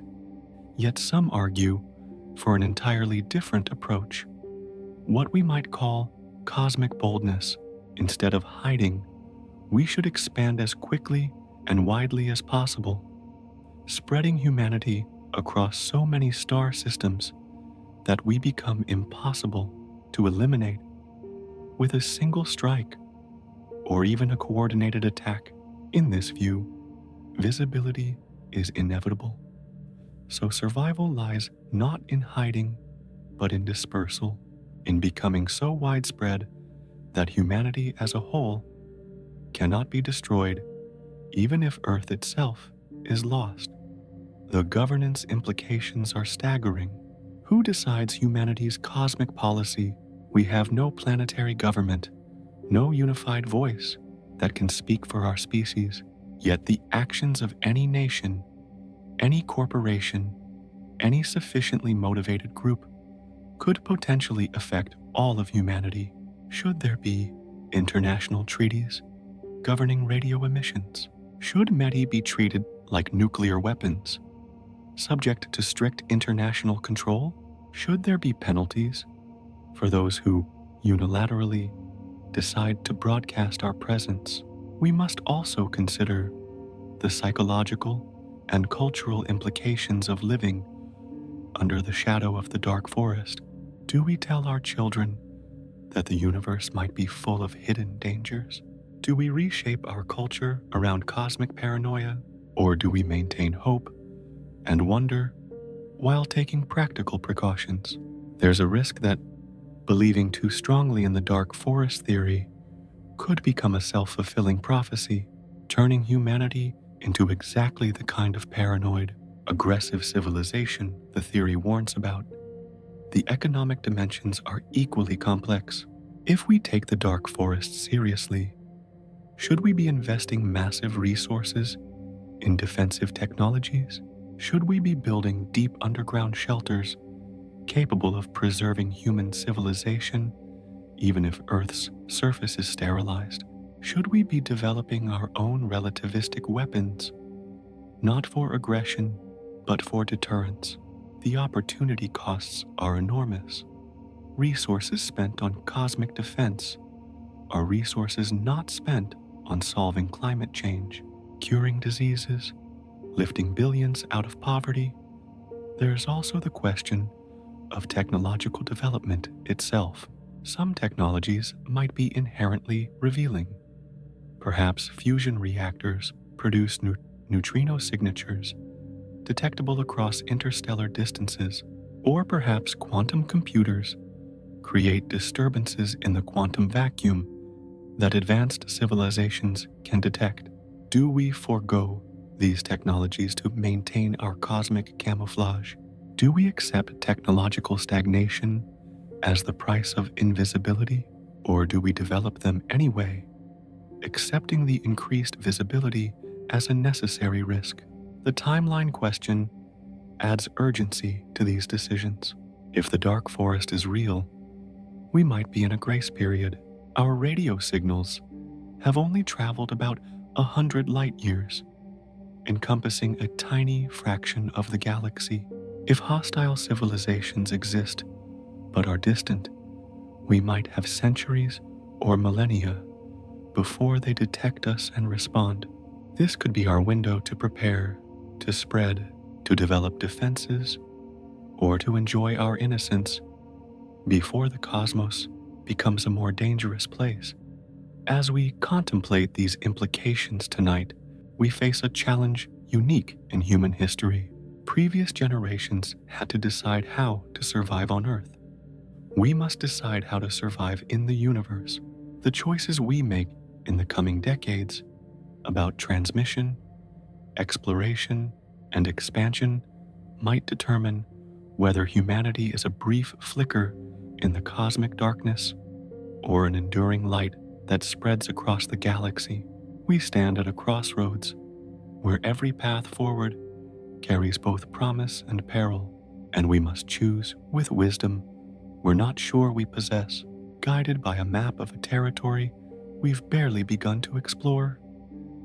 As we approach the gentle shores of dawn in our cosmic contemplation, let us turn our gaze toward possibilities that transcend fear, toward futures where the dark forest gives way to something brighter. For even if the universe currently hides civilizations in shadow and silence, this need not be its eternal state. Time, that great transformer of all things, might yet reveal paths through the darkness that we, in our cosmic youth, cannot yet perceive. Consider the vast sweep of cosmic time, those billions of years that stretch both behind and ahead of us. The universe is still young. If its entire history were compressed into a single year, complex life on Earth would have appeared only in the last few weeks. Humanity, in the last few seconds before midnight on December 31st. We are among the early arrivals to consciousness, perhaps witnessing not the universe's final form, but merely its awkward adolescence, a phase of suspicion and isolation that civilizations must pass through before achieving something greater. There is a beautiful possibility that trust, like life itself, might be an emergent property of the universe, something that arises naturally given sufficient time and complexity. Perhaps the dark forest is not a permanent condition, but a developmental stage, like the territorial aggression that many species exhibit in resource-scarce environments, but abandon when resources become abundant.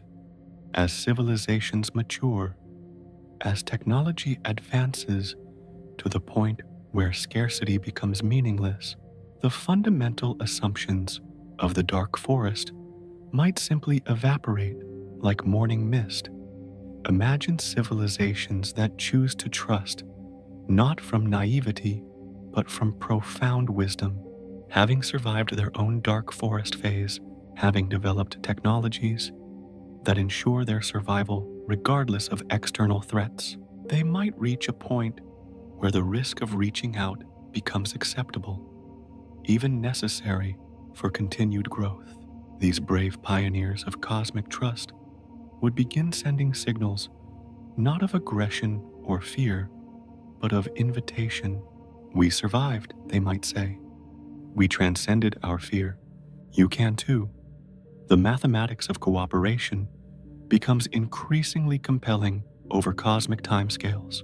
A single civilization, no matter how advanced, faces limits: the speed of light, the heat, death of the universe, the loneliness of singular perspective. But civilizations that cooperate, that pool their knowledge and resources, might tackle challenges impossible for any alone. They might find ways to survive the universe's heat death, to transcend physical limitations we can't imagine overcoming, to create new universes when this one grows cold and dark. Picture the formation of what we might call the Galactic Commonwealth, not a government, but a communion of consciousness, each civilization maintaining its uniqueness while contributing to a greater whole. It might begin with just two civilizations, taking that terrifying first step of mutual revelation. Their successful cooperation would be visible across cosmic distances, a beacon to others that trust is possible. Others might join, slowly at first, then in growing numbers as the benefits become undeniable and the community grows strong enough to protect its members from any remaining dark forest predators. There's something deeply moving about imagining these alliances forming across the cosmic dark. Each connection would be a victory, not just for the civilizations involved, but for consciousness itself, for the principle that intelligence can transcend its origins, can choose cooperation over competition, love over fear. These bridges between worlds would be built not of steel and carbon, but of mathematics and music, science and art, all the ways conscious beings have found to say, "I understand you," across any distance. The role of time in healing cosmic wounds cannot be underestimated. Even if civilizations have hidden from each other for millions of years, even if some have destroyed others in dark forest attacks, time offers the possibility of redemption and reconciliation. Civilizations might emerge from hiding to find not enemies, but others who have suffered the same fears, made the same mistakes, learned the same hard lessons. The very universality of the dark forest experience might become the foundation for universal empathy. Consider too the possibility of what we might call cosmic gardeners, civilizations that have transcended the dark forest so completely that they dedicate themselves to helping others do the same. They might work subtly, protecting young civilizations without revealing themselves, gradually creating safe zones in the galaxy where trust can flourish. They might leave clues, breadcrumbs leading toward cooperation, puzzles that can only be solved by civilizations working together. They might be shepherding the galaxy toward a future where the dark forest is remembered only as a cautionary tale from the universe's violent youth. The development of new physics might also offer escape routes from the dark forest we haven't imagined. Perhaps faster than light communication, currently deemed impossible, awaits discovery. Such technology would eliminate the delays that make verification of intentions impossible, allowing real-time conversation across cosmic distances. Perhaps we'll discover dimensions beyond the familiar four, spaces where civilizations can meet without revealing their locations in normal space. Perhaps consciousness itself, once properly understood, offers forms of connection that transcend physical space entirely. There's a profound beauty in imagining humanity's potential role in this cosmic transformation. We might be among the first civilizations to consciously choose trust over fear, to deliberately break the dark forest equilibrium. Our messages to the stars, naive as they might seem, could be the first drops of rain that end a cosmic drought of communication. We might be remembered not as victims of our innocence, but as pioneers of a new cosmic age, the ones who proved that the dark forest can be transcended. Even our current vulnerability might be an asset. Civilizations detecting our signals would know we're not a threat. We're too young, too obvious, too openly yearning for contact to be dark forest predators. We might evoke protection rather than aggression, sympathy rather than suspicion. Our very weakness might be what allows us to be the bridge between hiding civilizations, the neutral ground where cosmic trust can begin to grow. The deep time perspective also suggests that even if we're currently alone in our galaxy, we need not remain so forever. Life, consciousness, intelligence, these might be seeds that, once planted, inevitably spread. We ourselves might be the ancestors of the galactic community we dream of encountering. Our descendants, spread across thousands of worlds, might look back at Earth as the garden where cosmic civilization began, the place where consciousness first chose trust over fear. As we contemplate these hopeful possibilities, we must remember that hope itself might be a cosmic force as powerful as fear. Every civilization that chooses to reach out rather than hide, to trust rather than strike, adds light to the darkness.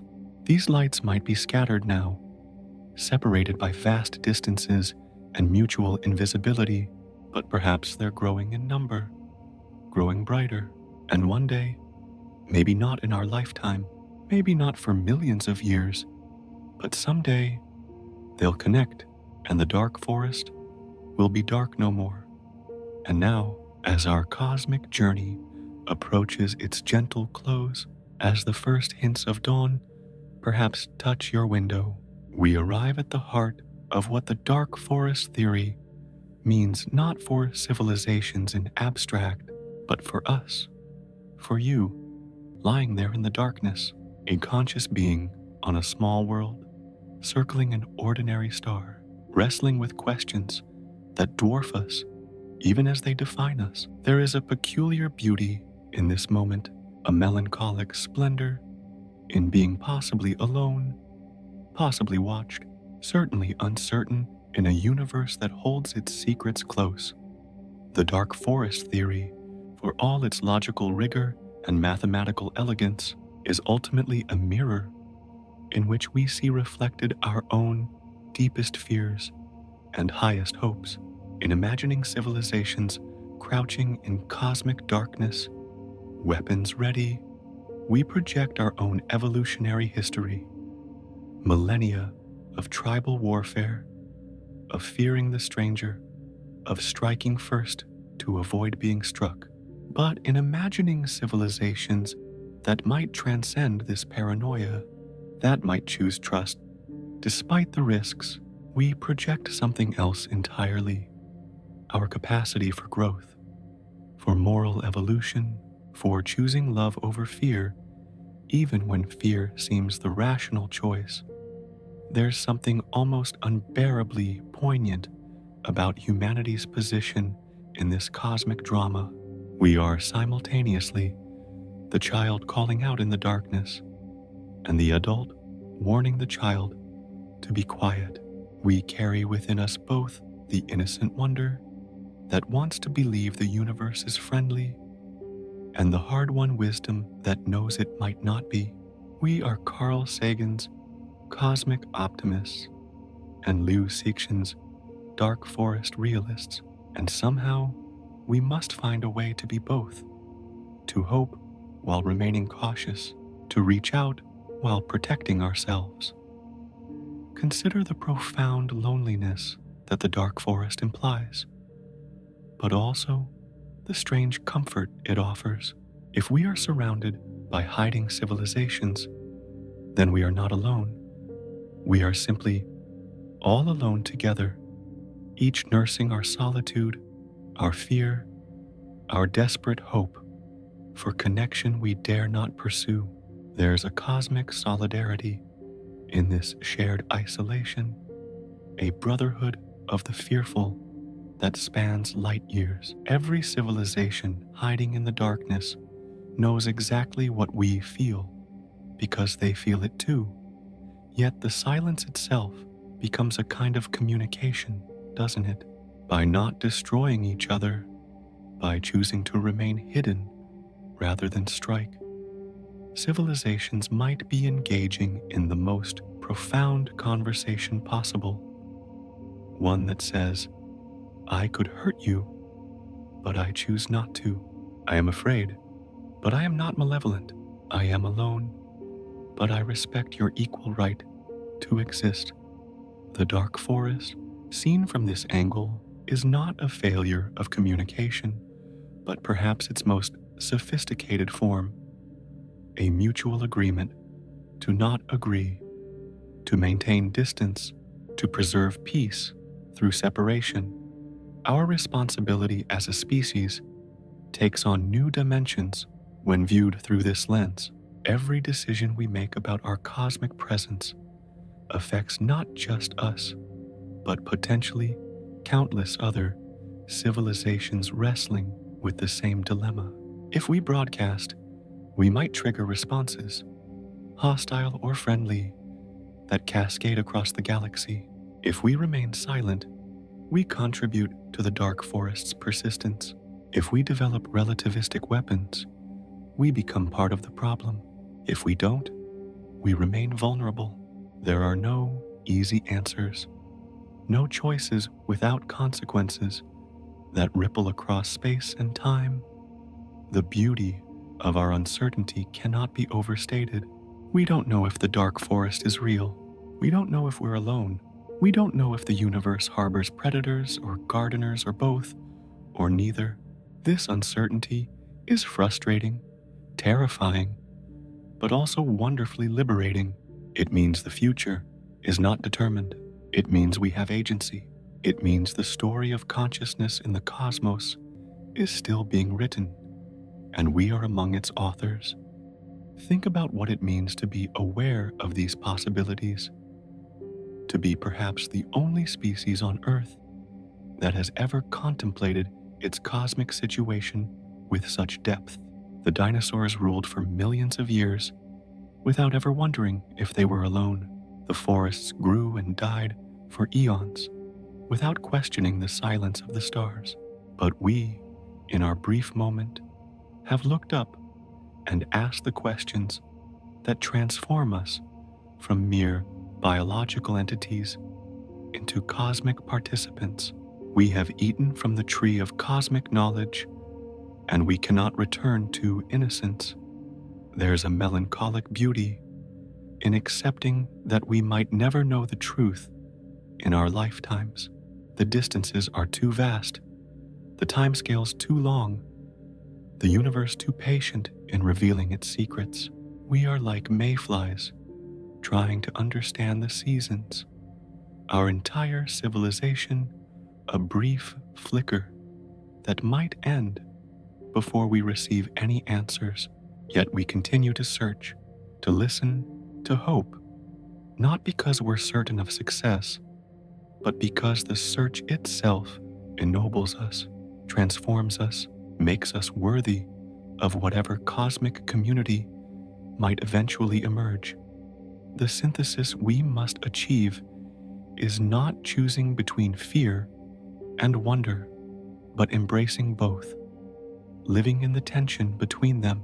We must be wise enough to understand the dangers the dark forest theory illuminates, while being brave enough not to let those dangers paralyze us. We must prepare for the worst while hoping for the best, build our defenses while keeping our hearts open to the possibility of cosmic friendship. Perhaps the dark forest is both protection and prison, both a necessary stage in cosmic evolution and a tragedy to be overcome. Perhaps every civilization must pass through its own dark forest phase, learning the hard lessons of cosmic survival before earning the right to join whatever commonwealth of consciousness awaits on the other side.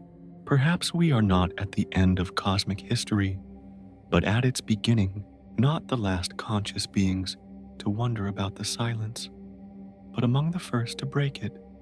As you lie there, suspended between sleep and waking, between earth and cosmos, between fear and wonder, know that you are part of something magnificent and terrible, something that began with the first stirring of consciousness in the primordial seas and might continue until the last star burns out or beyond.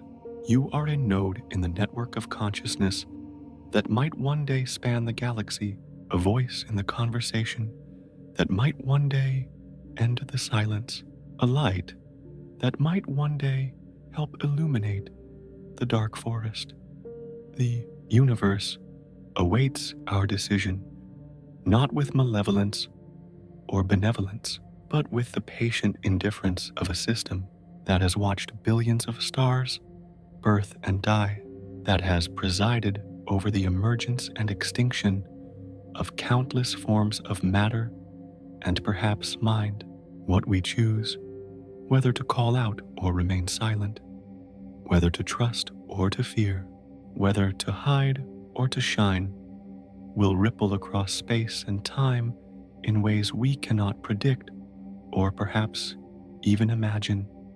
And so, we return to where we began, to the great silence that surrounds our small world. But we return changed. We have walked through the dark forest of possibility, felt its shadows, and glimpsed its clearings, understood both its terrible logic and its potential transcendence.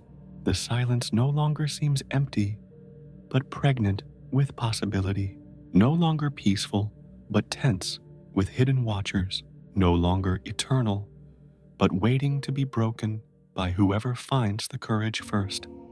Tomorrow night, when you look up at the stars, you will see them differently.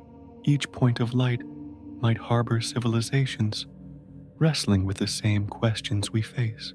Each dark space between might hide others who have chosen silence. The night sky becomes not a distant decoration, but an immediate presence, a vast community of consciousness separated by fear, united by uncertainty, waiting for someone, perhaps us, perhaps you, to find a way through the darkness toward whatever light awaits on the other side.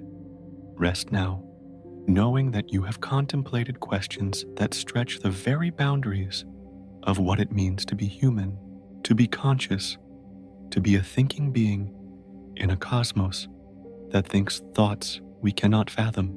The dark forest surrounds us, but we need not let it define us. We are the species that names the darkness, that maps the unknown, that finds beauty even in terror, and perhaps, in the end, that is enough. Not to have answers, but to have the courage to keep asking questions, to keep listening to the silence, to keep hoping that somewhere in the vast cosmic darkness, another consciousness is doing the same, and that someday, somehow, despite all the reasons not to, we might find a way to safely say hello